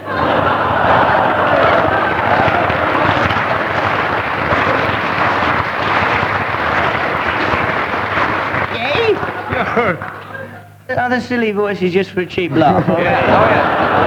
Are they part of it? Are they a clue of some sort? No, not really. Archangel Gabriel or something. You come into it. Clint Walker. Clint Walker. Close. Warm. So that I can... Your meadows. Meadow Lou. Lou John. Lou. John. Lou. Lou. Lou Meadow. Oh, no, that's close. Lou Fields. Nearly there. W.C.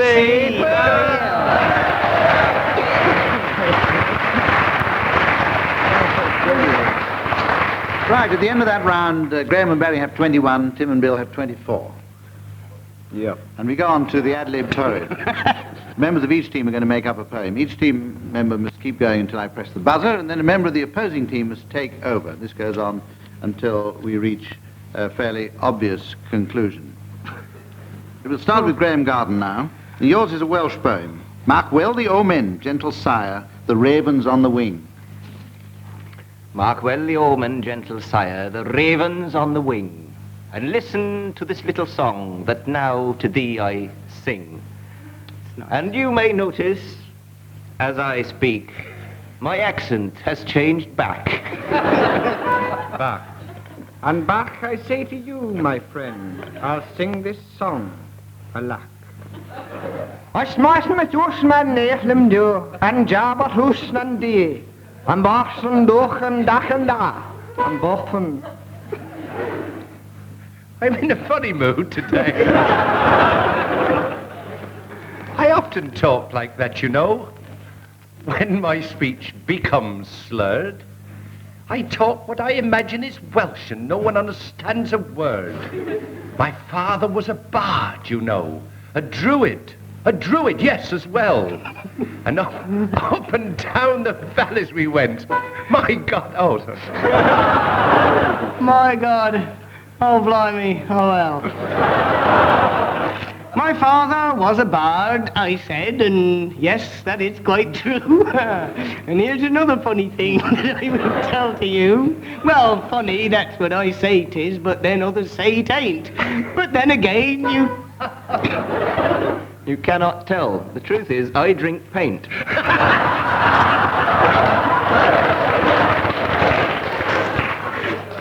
When I come home after a day's work, I sit down feeling knackered.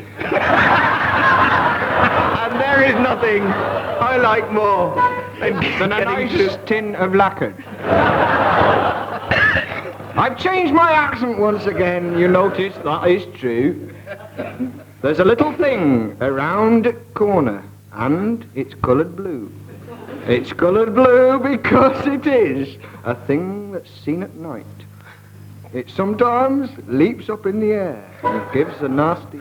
Oh, I don't think that's right. I referred to a pot of paint, you know. This story I won't diminish. People say I'll die if I drink paint, but I'll have a lovely finish.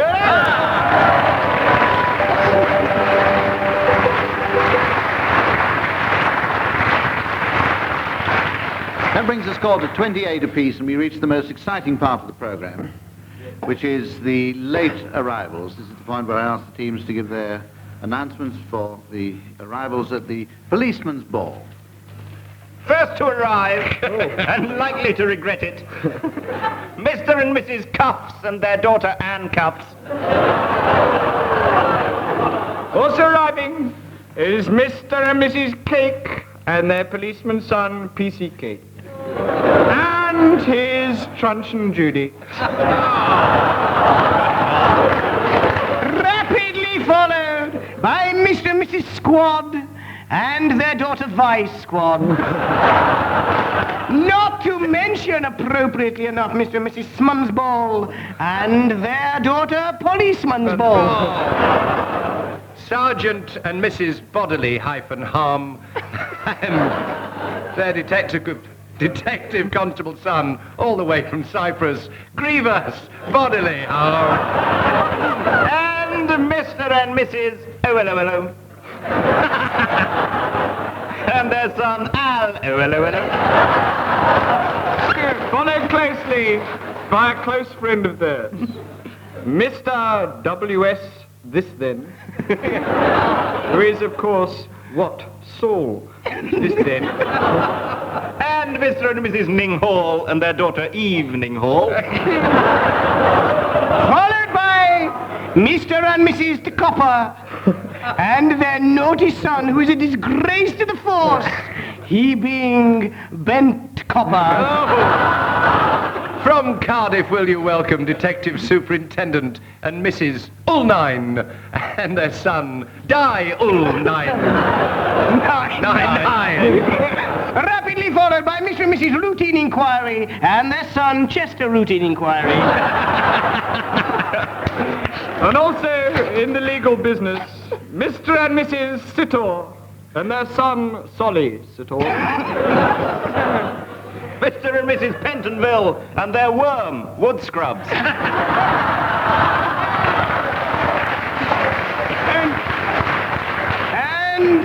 And while we're in the nick, and he can come in too, come to think of it, Mr. and Mrs. Mum Security Block.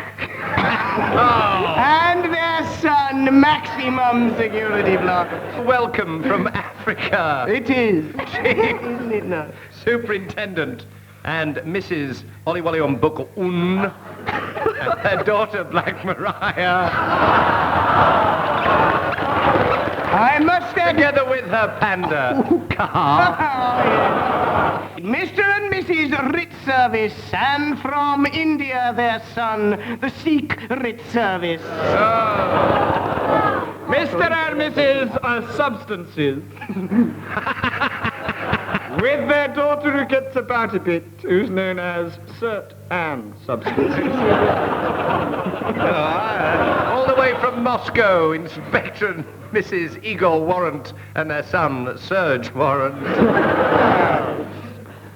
Which may lead us to Mr. and Mrs. Estratescourt and their daughter Madge Estratescourt. It brings us now to the point in the programme where Tim and Bill have had a runaway victory on that round. They're taking them right up to 43 marks and leaving Graham and Barry trailing at 35. But our computer has come up with the results of that earlier round, and that really makes the score look entirely different.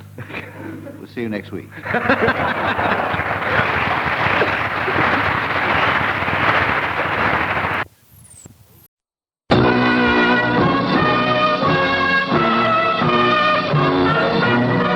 We present I'm Sorry I Haven't a Clue, the antidote to panel games.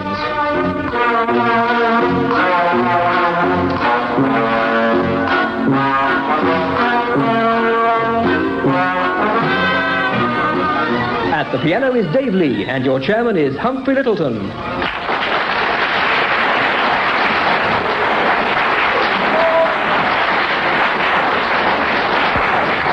Hello again, and in another attempt to take panel games off the air, we have on my left Barry Cryer and Graham Garden. And on my right, Tim Brooke Taylor and William Rushton.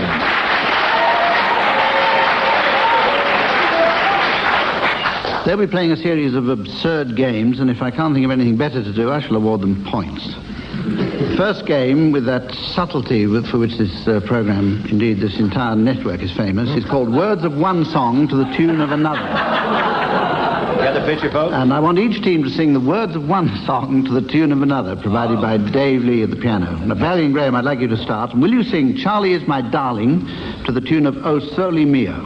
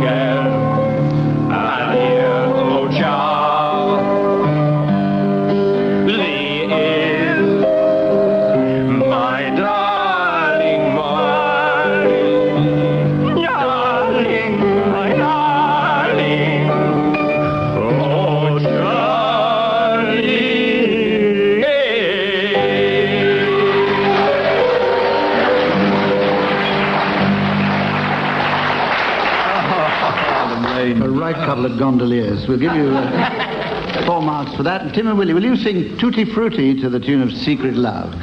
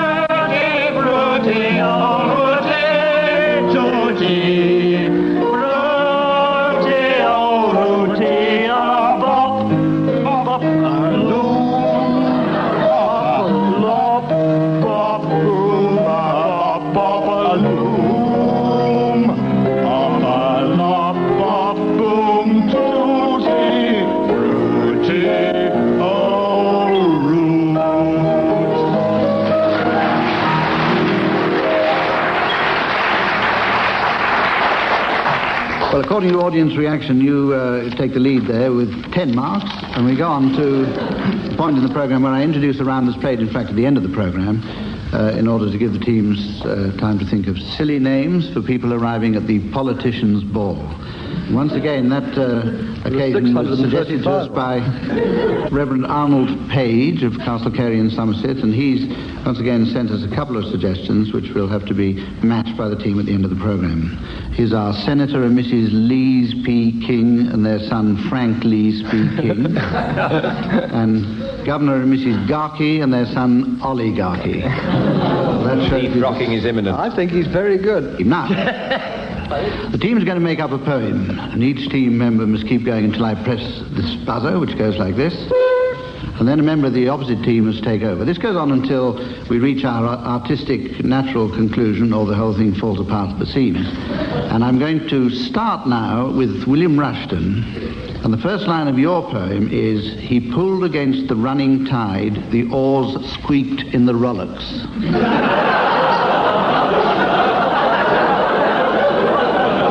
Can I write to my mother, please? No, Willie. He recently translated into Chinese the collected works of Gollocks. The tale of a famous huntsman who, clad in hunting pink, would seem totally irrelevant and quite boring to a chink. However, there he was, in his tiny boat, setting out to sea. Good heavens, what is that? He cried. There ahead of me. It is a monster rising up from out the waves, so flecked. Oh God, he cried, I've done a rhyme, and now this boy I've wrecked. But I will think of a rhyme for flecked. I will think of one, cried he. Flecked, flecked. In the boat he went, the storm went down. Ha ha ha! The boat it crept. In pieces 1 and 2. He sounded like an animal who lives in London Zoo. An elephant. Oh, oh, oh, oh! Is the animal of which I speak.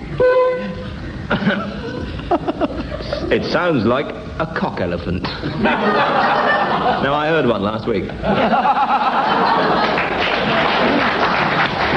And so to London Zoo he rode, up the Regent's Canal.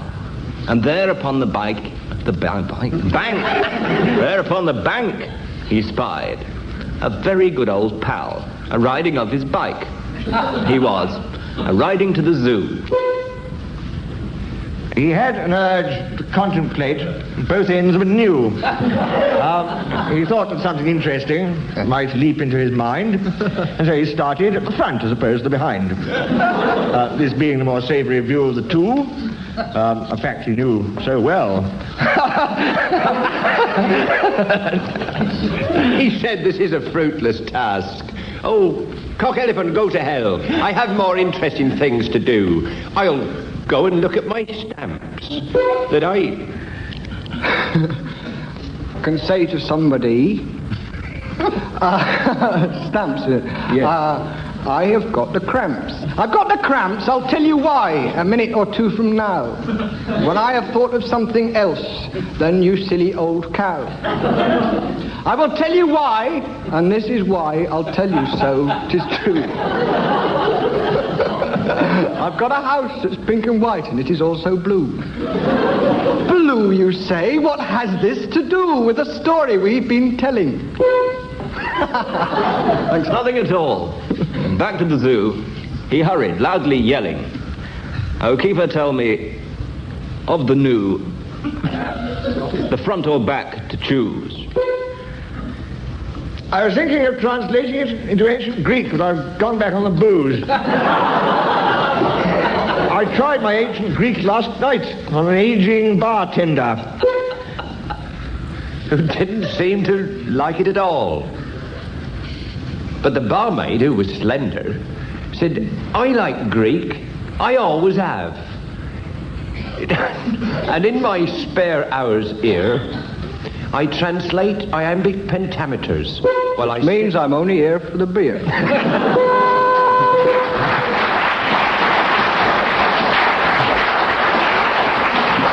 There's a minor classic, I think. This next round is called Thumbnail Sketches, and I'm going to give each team the name of a well-known person, and I want them to go on about that person for 30 seconds.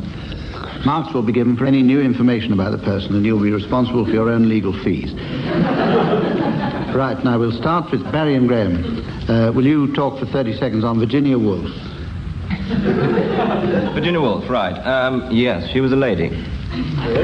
And wrote books. One of them was called The Lighthouse, and the rest of them weren't. She was born just outside Cheadle in Cheshire, which was a great surprise to her mother, who was in Manchester at the time. Contrary to popular rumour, which claimed she was born just outside Wedlock village in Yorkshire, she was a solicitor for several years, but the fines proved exorbitant. And she made her first television appearance. But this is the Virginia Woolf we're talking about. In 1954, when she did in fact beat Mick McManus by 2 falls and a submission in the 5th round. The other Virginia Woolf you're thinking of We finished talking about some time ago. Okay. 6 points in there, and we go quick as a flash to Tim and Willie, who are going to talk for 30 seconds on Davy Crockett. Davy Crockett was a well-known hat maker. Yes, he wore a coonskin hat. Yes. Or sometimes he just slip the middle of a beaver and just clap it on his head.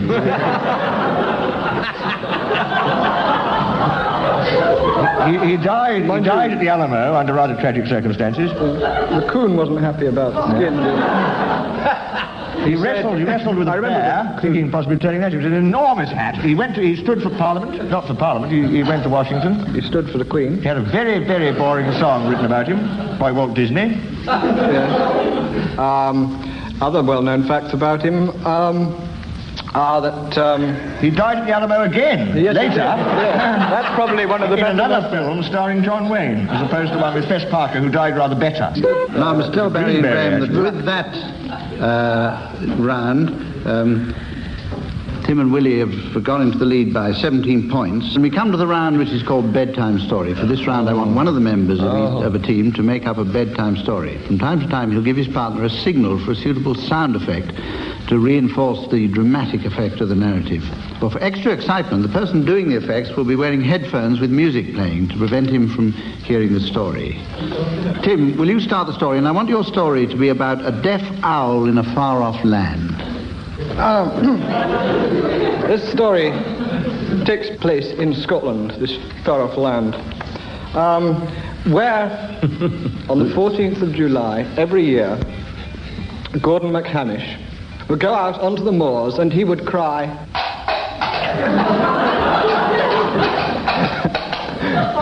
which would frighten the villagers. Suddenly, there came towards him this creature that was making this noise. It was indeed his mother, who was loony at the time. And she would cry, "Hamish," she'd cry, "Hamish, whatever you do, don't go near the railway station." But of course, Hamish, being a stupid lad, went down and he waited for the train. And as the train came, he could hear it in the distance coming round the corner. And the train went, I've run out of implements.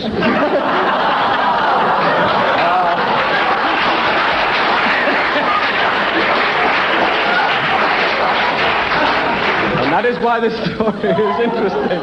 There was an owl, you see, who was deaf, and because it was deaf, instead of going to it to woo, it always used to go, "Hey there, you with the stars in your eyes."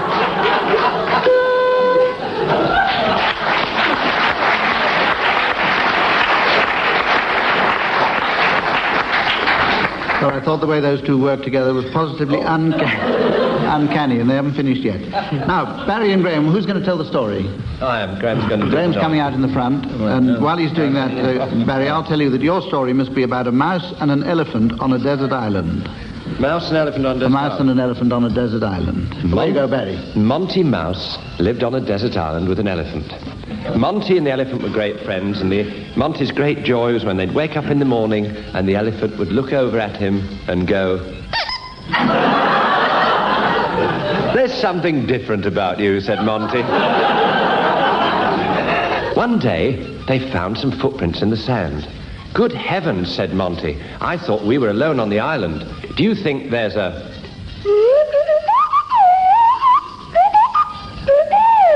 life-size replica of Percy Edwards on the island with us? Not at all. I think it must be Man Friday. And sure enough, behind the palm tree, they heard a sudden sound. No. It must be Saturday, he said. Because I always used to listen to Brands Hatch on the radio, and suddenly from the radio they heard... Jack DeManio snapped again, said Monty. So they turned the radio off and ran round the back of the tree, and there was Man Friday. "Hello there," he said. "Come and have a meal with us. Let us have some sausages in a frying pan." So they tossed them in the frying pan, and the sausages fizzed and crackled and went... They were, of course, bangers.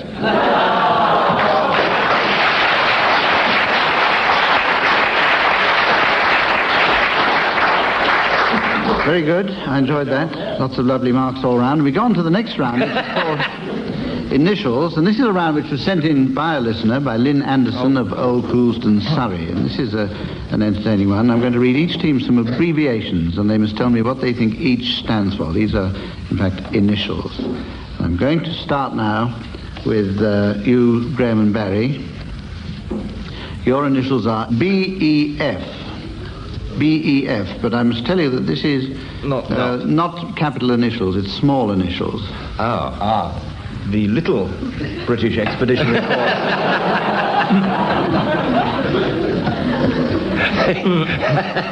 It's the Keep the E Out of Beef campaign.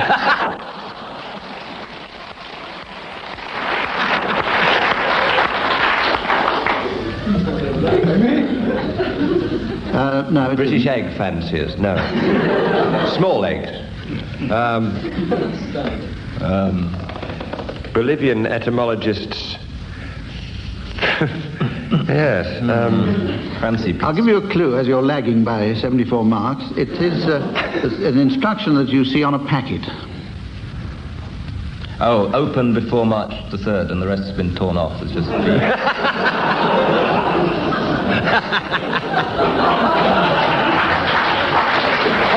Point. I don't think you're going to get this.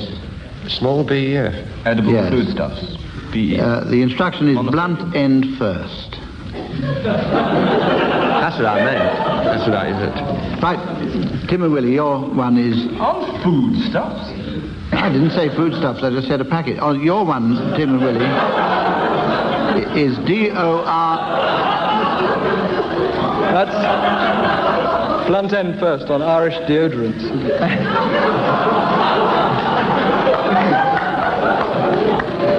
Right. Tim and Willie, your one is D-O-R-I-S.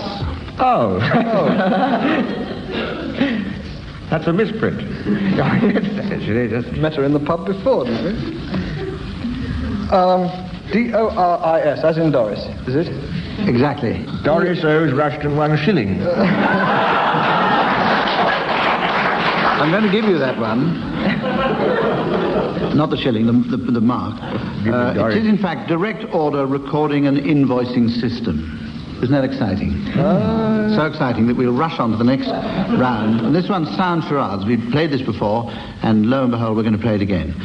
One team has to make noises, and the other team must guess what they mean. The audience are let into the secret and can help by applauding when they're getting warmer and doing the other thing when they're not. And you at home will hear the secret too by means of our mystery voice. Let me ask you, Barry and Graham, first. Is this a film or a play or a book or whatever?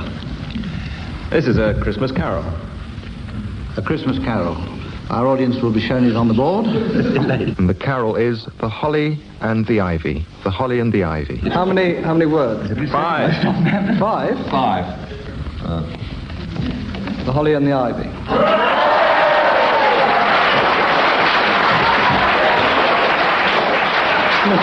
So far, so good. Cannot understand. Now you try and guess what we were going to do. Okay, so it's basically... Oh, Stanley. Yes. Okay. Yes, that was good. I can't understand how you took 45 seconds to get that, but still. Now, Tim and Willie, what is yours? A play or a film or what? It's a film. A film. And it's got 3 words. And Tim and Willie's is Day for Night. Day for Night. Right, hope you've heard, at home have heard it by our mystery voice. We're going to do all 3 words at once, if we may. Okay. How are you going to do Gatsby? Oh, you guessed wrong. Okay, Willie. Sir Alec, Doris is here.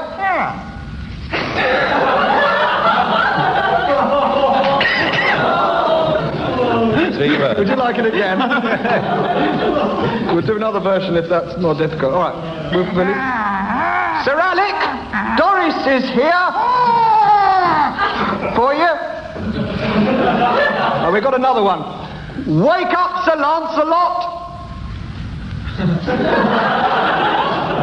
Night.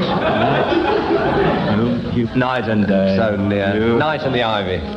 No. You got it. What? You got it? No, they didn't. No. No, they're singing Night and Day at the moment, which is another round altogether. Day and night. Day for night. Day for night. Barry, you said? Day for night. Day for night, yes. Yeah. Okay, let's go on to the blues now. In this round, as you all know, each team gives the other a topic for a blues, which they must then improvise, accompanied by Dave Lee at the piano, and Graham and Barry are going to start by giving a topic to Tim and Willie. Yes, we're going to give them the News Vendors Blues. News Vendor.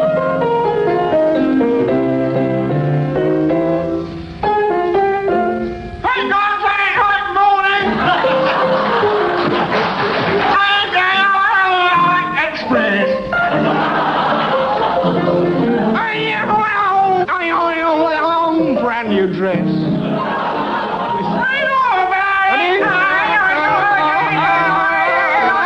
What a bloody mess.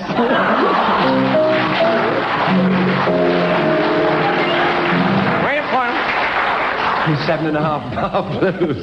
Okay, so Tim and Willie, it's for you to give Graham and Barry their topic. Mother-in-law blues.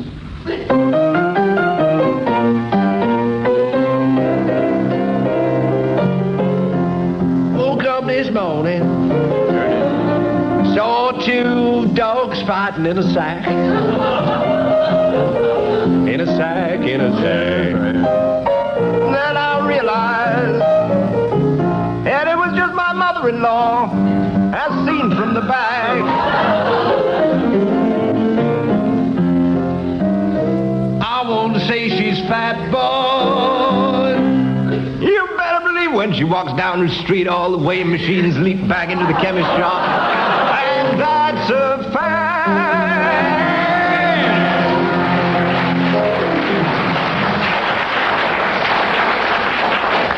Right, well, I'd better tell you before we go on to the next round that leaves the score in quite an interesting position with Willie and Tim 108 and Barry and Graham 801. Or vice versa. Now we go to the point where I sort of back out of the proceedings and leave the teams to give their announcements for the arrivals at the politicians' ball. Pray wave something tasteful. I will. For Mr. and Mrs. Secretary and their long-haired son, Furry Ian Secretary. Furry Ian. Mr. and Mrs. the Exchequer and their rather dodgy daughter, Chancey Laura the Exchequer. I'd like you to welcome, please, Mr. and Mrs. Stir of Agriculture and Fisheries, and their daughter, Minister of Agriculture and Fisheries. From Glasgow, will you now wake your hoon for Mr. and Mrs. Sack and their son, Woolsack. Will you welcome, please, Mr. Patrick Entry Debate and his Pa Liam Entry Debate. Exchanging a joke in the corner, Mr. and Mrs. Dingvoter and their daughter Flo. Mr. and Mrs. Hicks, their daughter Polly. Hicks. Stand back! I'm standing back. Well, Mr. and Mrs. Chairs and their evil, piratical son, Black Ben Chairs. And over from France is the Marquis de Sade and the party whips. Mr. and Mrs. Festo and their son, Party Manny. Festo. And from Germany, please, no hard feelings. Herr and Frau Ard and their son, Hans. A moment of decency. Mr. and Mrs. the old member for Epping North, shut up, and their son Will, the old member for Epping North, shut up. At that point, ladies and gentlemen, we come to the end of the programme with Barry and Graham so far in the lead that I doubt whether Willie and Tim could Mr. and Mrs. Mandering and their son, Jerry. And her friend, Sybil Service.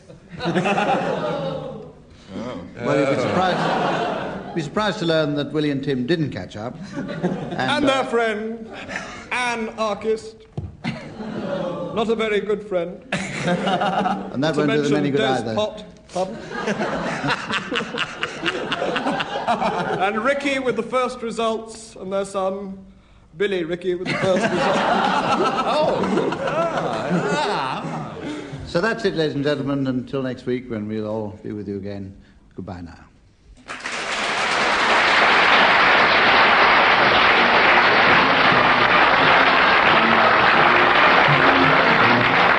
William Rushton, Graham Garden, Barry Cryer and Tim Brooke Taylor were given Silly Things to Do by Humphrey Littleton, with Dave Lee setting some of them to music. Production was by John Castles.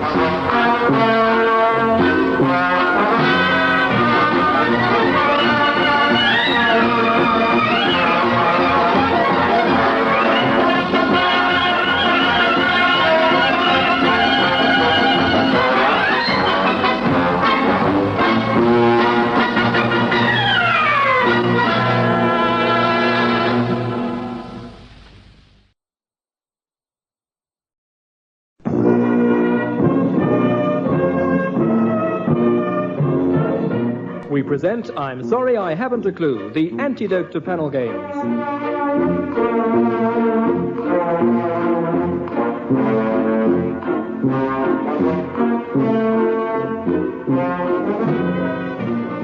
At the piano is Colin Sell, and your chairman is Humphrey Littleton.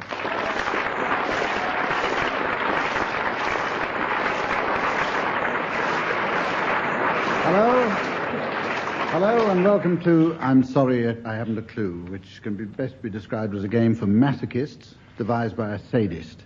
Two teams oppose each other. They are, on my left, Barry Cryer and Graham Garden.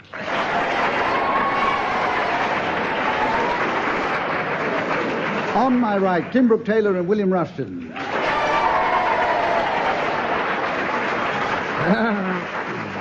Too much. The rules of this game are very simple. The teams do what I tell them, and as chairman, I'm always right. So we start this week now with a game called Word for Word. In this round, one of the members of a team says a word, and his partner must say another word, totally unconnected with the first, and we carry on like that. The other team may challenge and try and prove a connection. Now, the scoring on this is important. I score 1 mark per word until a correct challenge, when the challenging side takes over. 2 rounds each side, so that each player... Oh, there's nothing to do with you. Right. I'm going to give you a word to start you off. Graham, your word is button. Aardvark.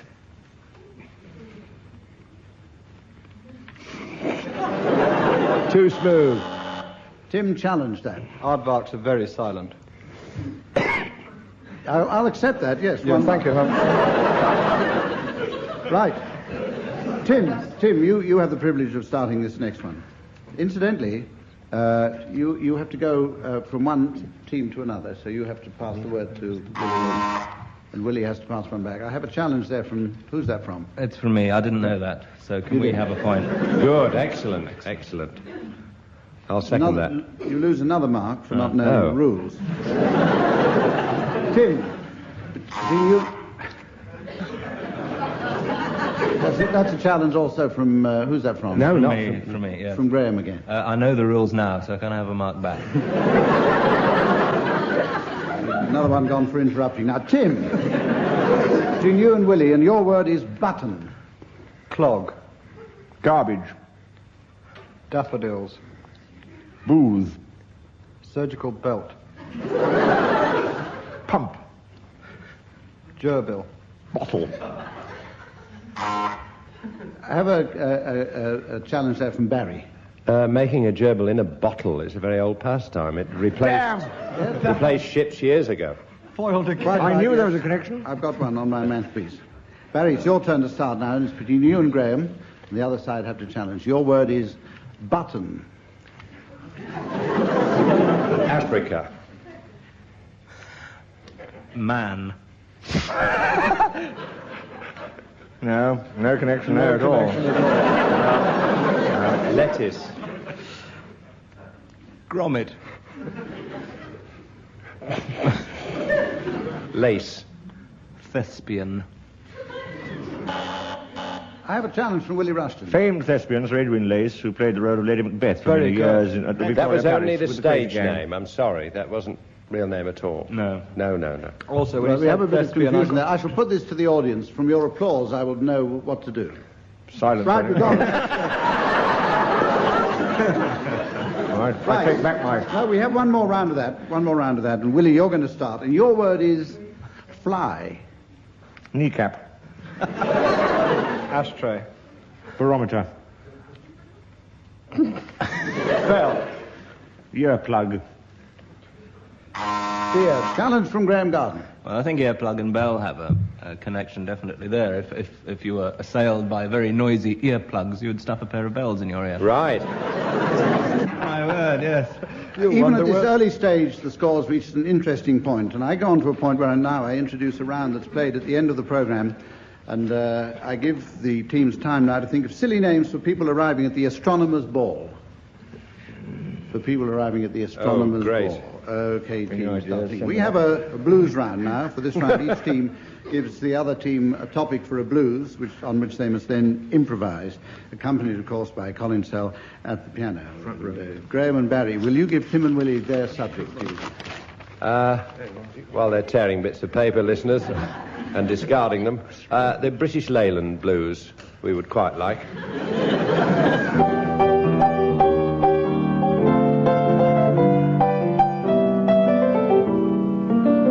Nod when I come in. Now I woke up this morning, don't know why I bother, my car never starts. Oh, it never starts, man, no. Thank you. I went down to the pub for a chat with the barmaid and a game of darts. Oh, yeah. I really did, truly did, yeah. I complained about the British motor car industry volubly. And she said... It's the same round here, dearie. They've all down tools and I can't get the parts. Saucy little devil. Dreadful. Kneecaps is connected with ashtrays. Now then, Tim and Willie, if you can remember your lines, will you give Graham and Barry a chance to, a topic for a blues? Newspapers.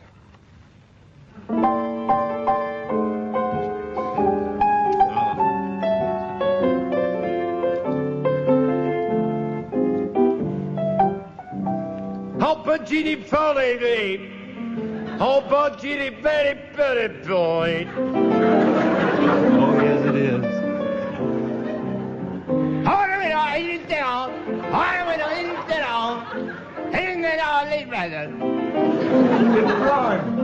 This is a difficult one. Better believe it. Ain't you just set up?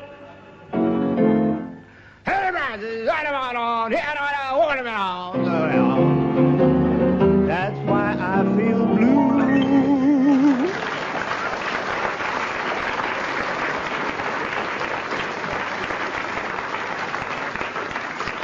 Well, at this point, the score is Graham and Barry 8.5, and Tim and Willie 12 3/4. I have a challenge there from There's Tim. not a challenge, it's a question. I'm trying to think of astronomers. Can we mention Uranus?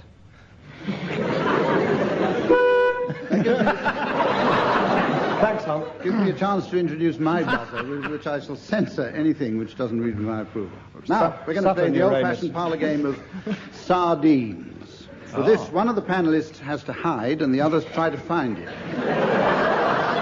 When they find him, they hide with him. Now, you in the audience can help by indicating when they're getting warm by your applause, and when they're getting colder by groans. So I hope you'll help there. Now, Graham Garden, you're going to hide, and the others will count to 10, and then start looking. And they won't look. Are they hiding their eyes? Right. They're all hiding. They're just not listening.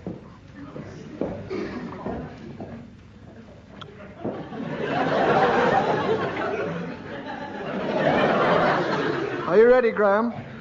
Ah, that's a clue. 1, 2, 3, 4. Oh, it's one of them trick 5, ones. 6, Ready. 7, 8, 9. It is one of them trick 10. ones. Coming! All right.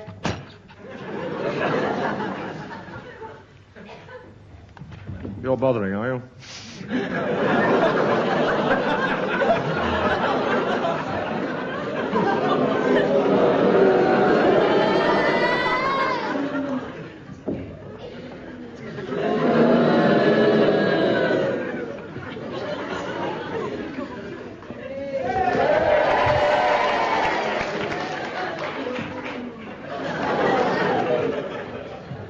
Barry Cryer is now flying Graham.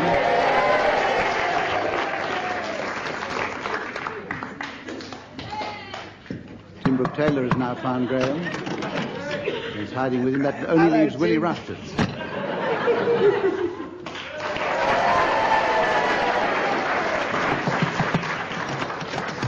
Excuse me, is this the... Oh, Graham!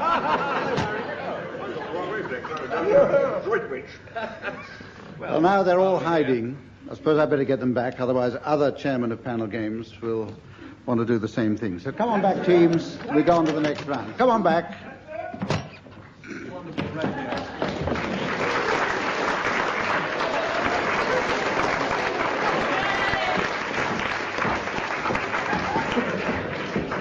Damn good radio. Those of you who've been listening to that thrilling game at home, I should tell you that Graham was hiding on the 5th floor of the post office tower. That's right.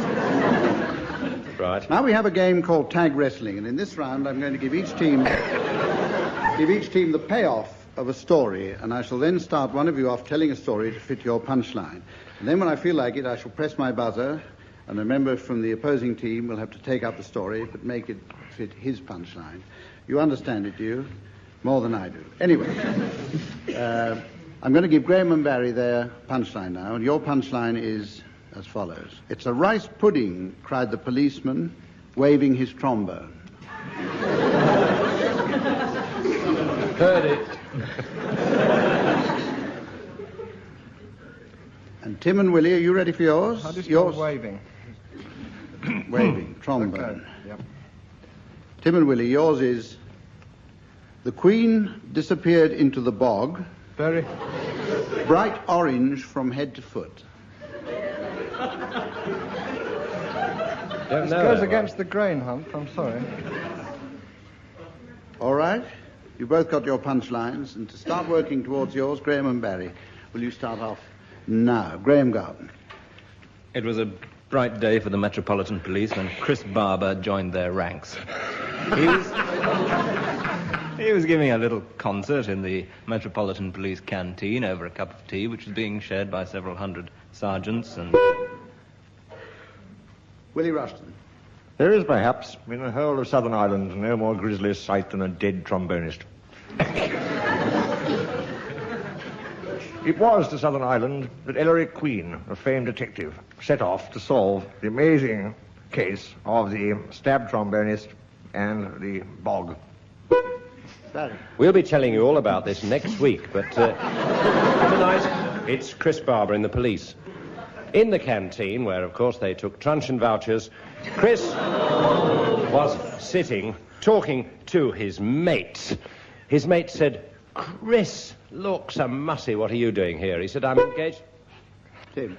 Why am I saying looks a mussy when I should be saying whoops dearie? Oh, you right old Queen, he said. Why? Why? Why are you getting that orange squash from the canteen? Why, he said. Why? Why am I getting that character now? Better. Why am I getting it? You asked me why. Why? This is him, listeners. Turning to P.C. Barber, he said, "You're sweet." To which, "It's a rice pudding," cried the policeman, waving his trombone. Good heavens. No. Yes, but yes! A massacre. Graham and Barry have to forfeit. Graham and Barry have to forfeit 4 marks there for catching the chairman unawares. So I'm going to give them another set of taglines now. We're going to play another round of that. And this one, Graham and Barry, your punchline. It turned out to be the female contortionist who put a ferret in the surgical boot. He doesn't get a penny extra for this, you know. Put a ferret 'Tis ferret, isn't it, Hump? That's right. Otherwise it would have been silly. Tim and Willie, here's yours. Ready? Yes. Right. You've cut me off, screamed the vicar. Sorry. We were cut off at the moment. You've cut me off, screamed who? The vicar. Well, he would. Dismounting from his pogo stick. Noticed Hump always has a vicar in his stories, doesn't he? It's funny that. Very Freudian. Eton days, you know. Back to the background, yes. Tim and Willie, you're going to start now towards your tagline. Well, whichever you like. It's a hard pogoing from the vicarage to the telephone box at the bottom of the hill. But the vicar set off with some vigour. Down the hill towards the telephone box. Oh. Graham Garden. Right. You're doomed. A hard pogoing it was. Too hard for the vicar, indeed, who plunged from his instrument into the ditch, breaking his leg and necessitating the future wearing of a surgical boot for the rest of his days and this story. The travelling circus, which you may have noticed to the left of the hill. Here they come now.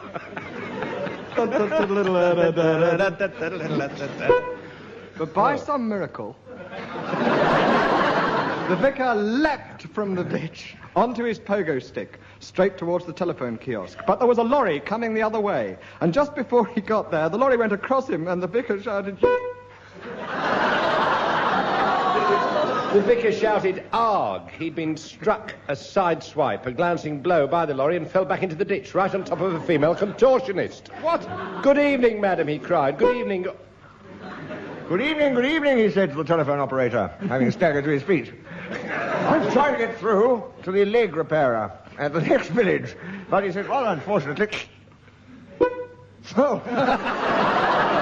The hole in one. Oh, good heavens. He said, turning to the female contortionist, "Not only have I lost the line that I was speaking on, I shall never use a telephone again in my life." But he lied. And as he Vicars popped don't lie, into you the beast. telephone box, he said, "Can I have emergency 99... You've cut me off," the vicar said, dismounting from his pogo stick.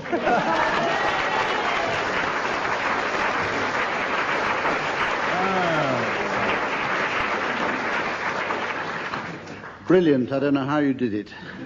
Or why. Now, we come to the next round, which is rather wittily entitled Playing Tunes on Instruments You Can't Play. Very good. Each team will play a well-known tune in turn on the Swanee whistle, and the other team will have to try and identify it. We're going to start with Tim and Willie, and you begin. Tim and Willie, you begin with your tune. Give us a G. Okay. Thank you. A 1, 2, 3, 4, 5, 6, 7, 8, 9, 10, 11.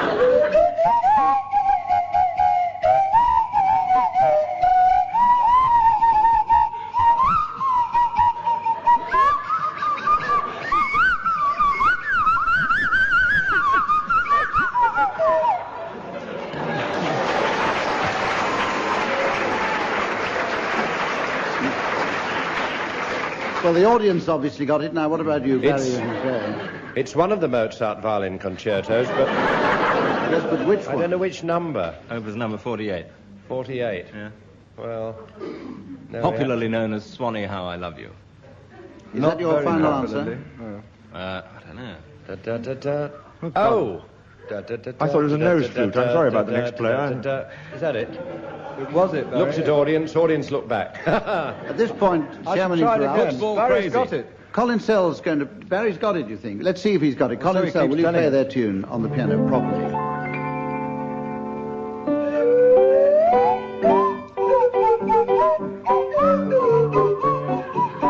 That's what I was having.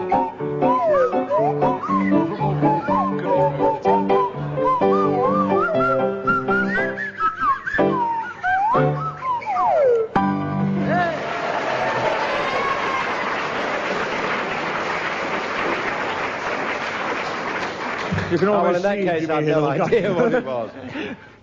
And it's Barry Cryer who gets the bonus point there for having no idea what it was.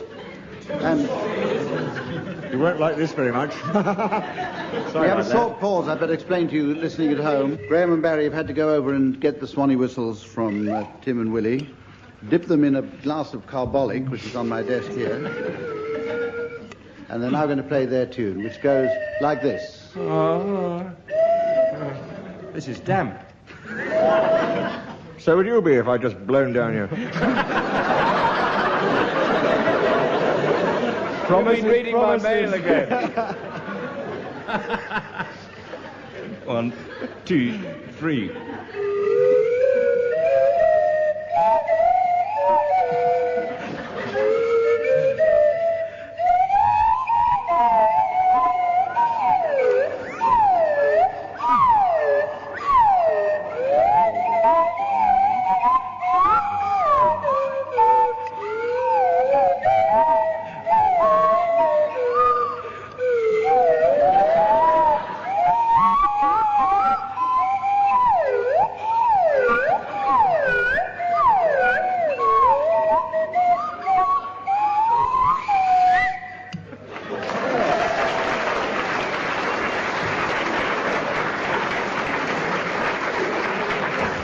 Well, I can see from her sympathetic actions that at least one lady in the audience has guessed what that one was. Can you, Timothy and William? Well, she's a D-frock Dagenham girl piper. It's easy for her.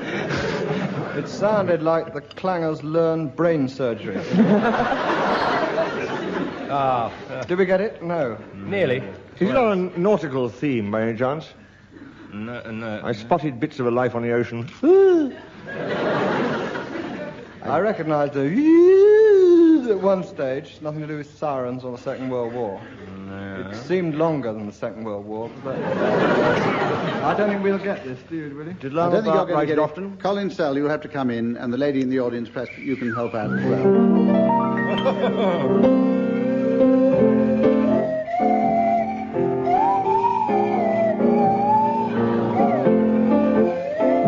I don't recognise that tune either. Madam, put them back on. Less.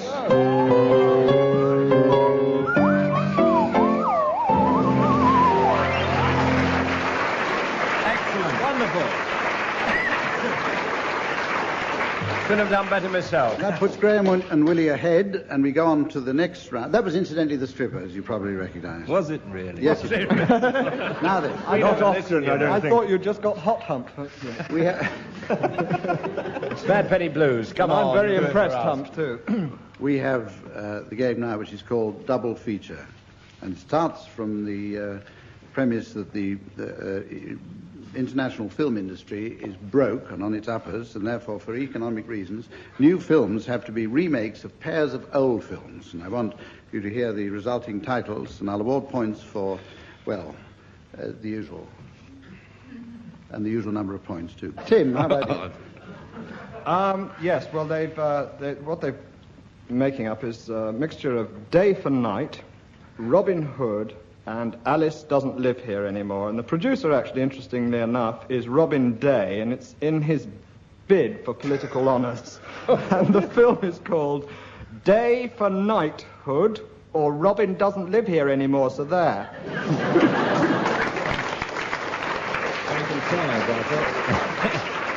Very contrived. Contrived and long. 10 marks there for the audience's rapturous reception of that one. Barry? Thank you, Barry. Mummy. Well, I've got a bumper bundle, but self-praise is no recommendation. Oh, dear. I've taken 5 old films, actually, Humph, with your indulgence. If I could crave your indulgence, or would you rather crave your own? Get the same number I've of got marks, however many. 5 films. What did you do in the war, Daddy? I'll Be Your Sweetheart, I Do, Be My Love, and Ladies Who Do. And it's a new film called Doobie Doobie Doo.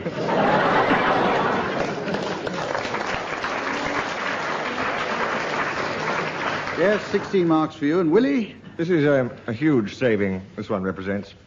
It's Royal Flash, Equus, Donkey's Ears, The Four Horses of the Apocalypse, Scylla at the Palace, and they're putting it all together as Racing from Windsor.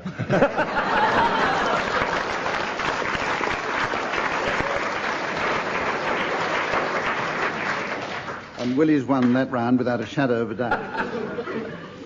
This is where in my script it says that I go home so that the teams can get on with their announcements, but as you may have noticed, I went home 5 minutes ago. The teams are going to give their announcements now for the arrivals at the Astronomers' Ball. Snap your garter now at Mr. and Mrs. Azer and their nudist daughter, Stark Azer, sometimes known as the Great Bear. Please will you not laugh, as they're very sensitive. At All right. Mr. and Mrs. Ons of Light Years Away, and their daughter Millie Ons of Light Years Away. We kept our promise. Hold your sides, as you welcome, please, Mr. and Mrs. Lobservatory at Greenwich, and their son Roy Lobservatory at Greenwich. Wandering lonely as a cloud, the short-sighted dwarf, J. Arthur Jodrell Bank. Suspend, if you will, your critical faculties. All the way from Wales, Mr. and Mrs. Leebody and their son Evan Leebody.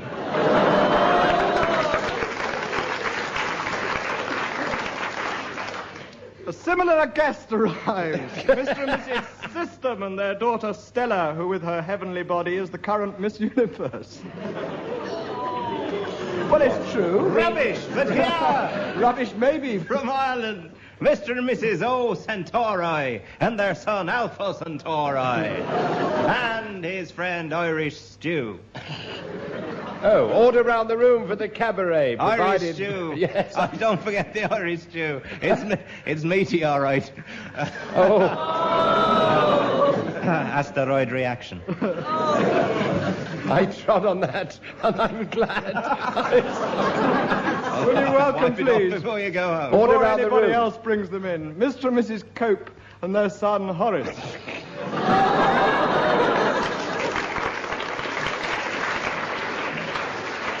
Order round the room for the cabaret, Sir William Haley and his comets. Oh, Ladies and gentlemen, they're going well. Swanee whistles. Here come Mr. and Mrs. Tonight and their Russian princessly daughter, Anastasia Tonight. ladies and gentlemen, Quick as you can, Humph. Mr. and Mrs. Zodiac and their children Aries, Taurus, Gemini, Cancer, Leo, Virgo, Libra, Scorpio, Sagittarius, Capricorn, Aquarius, Pisces. It's not funny, but by golly, it finishes off the programme. right on cue. Ladies and gentlemen, I should tell you that the scores at this point have reached an interesting point. Graham and Barry are 66, William Tim 99, or conversely... We'll be back again next time, and until then, from all of us, goodbye.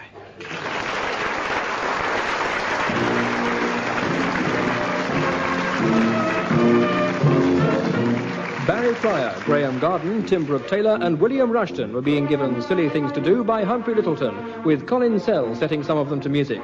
The programme was produced by Simon Brett.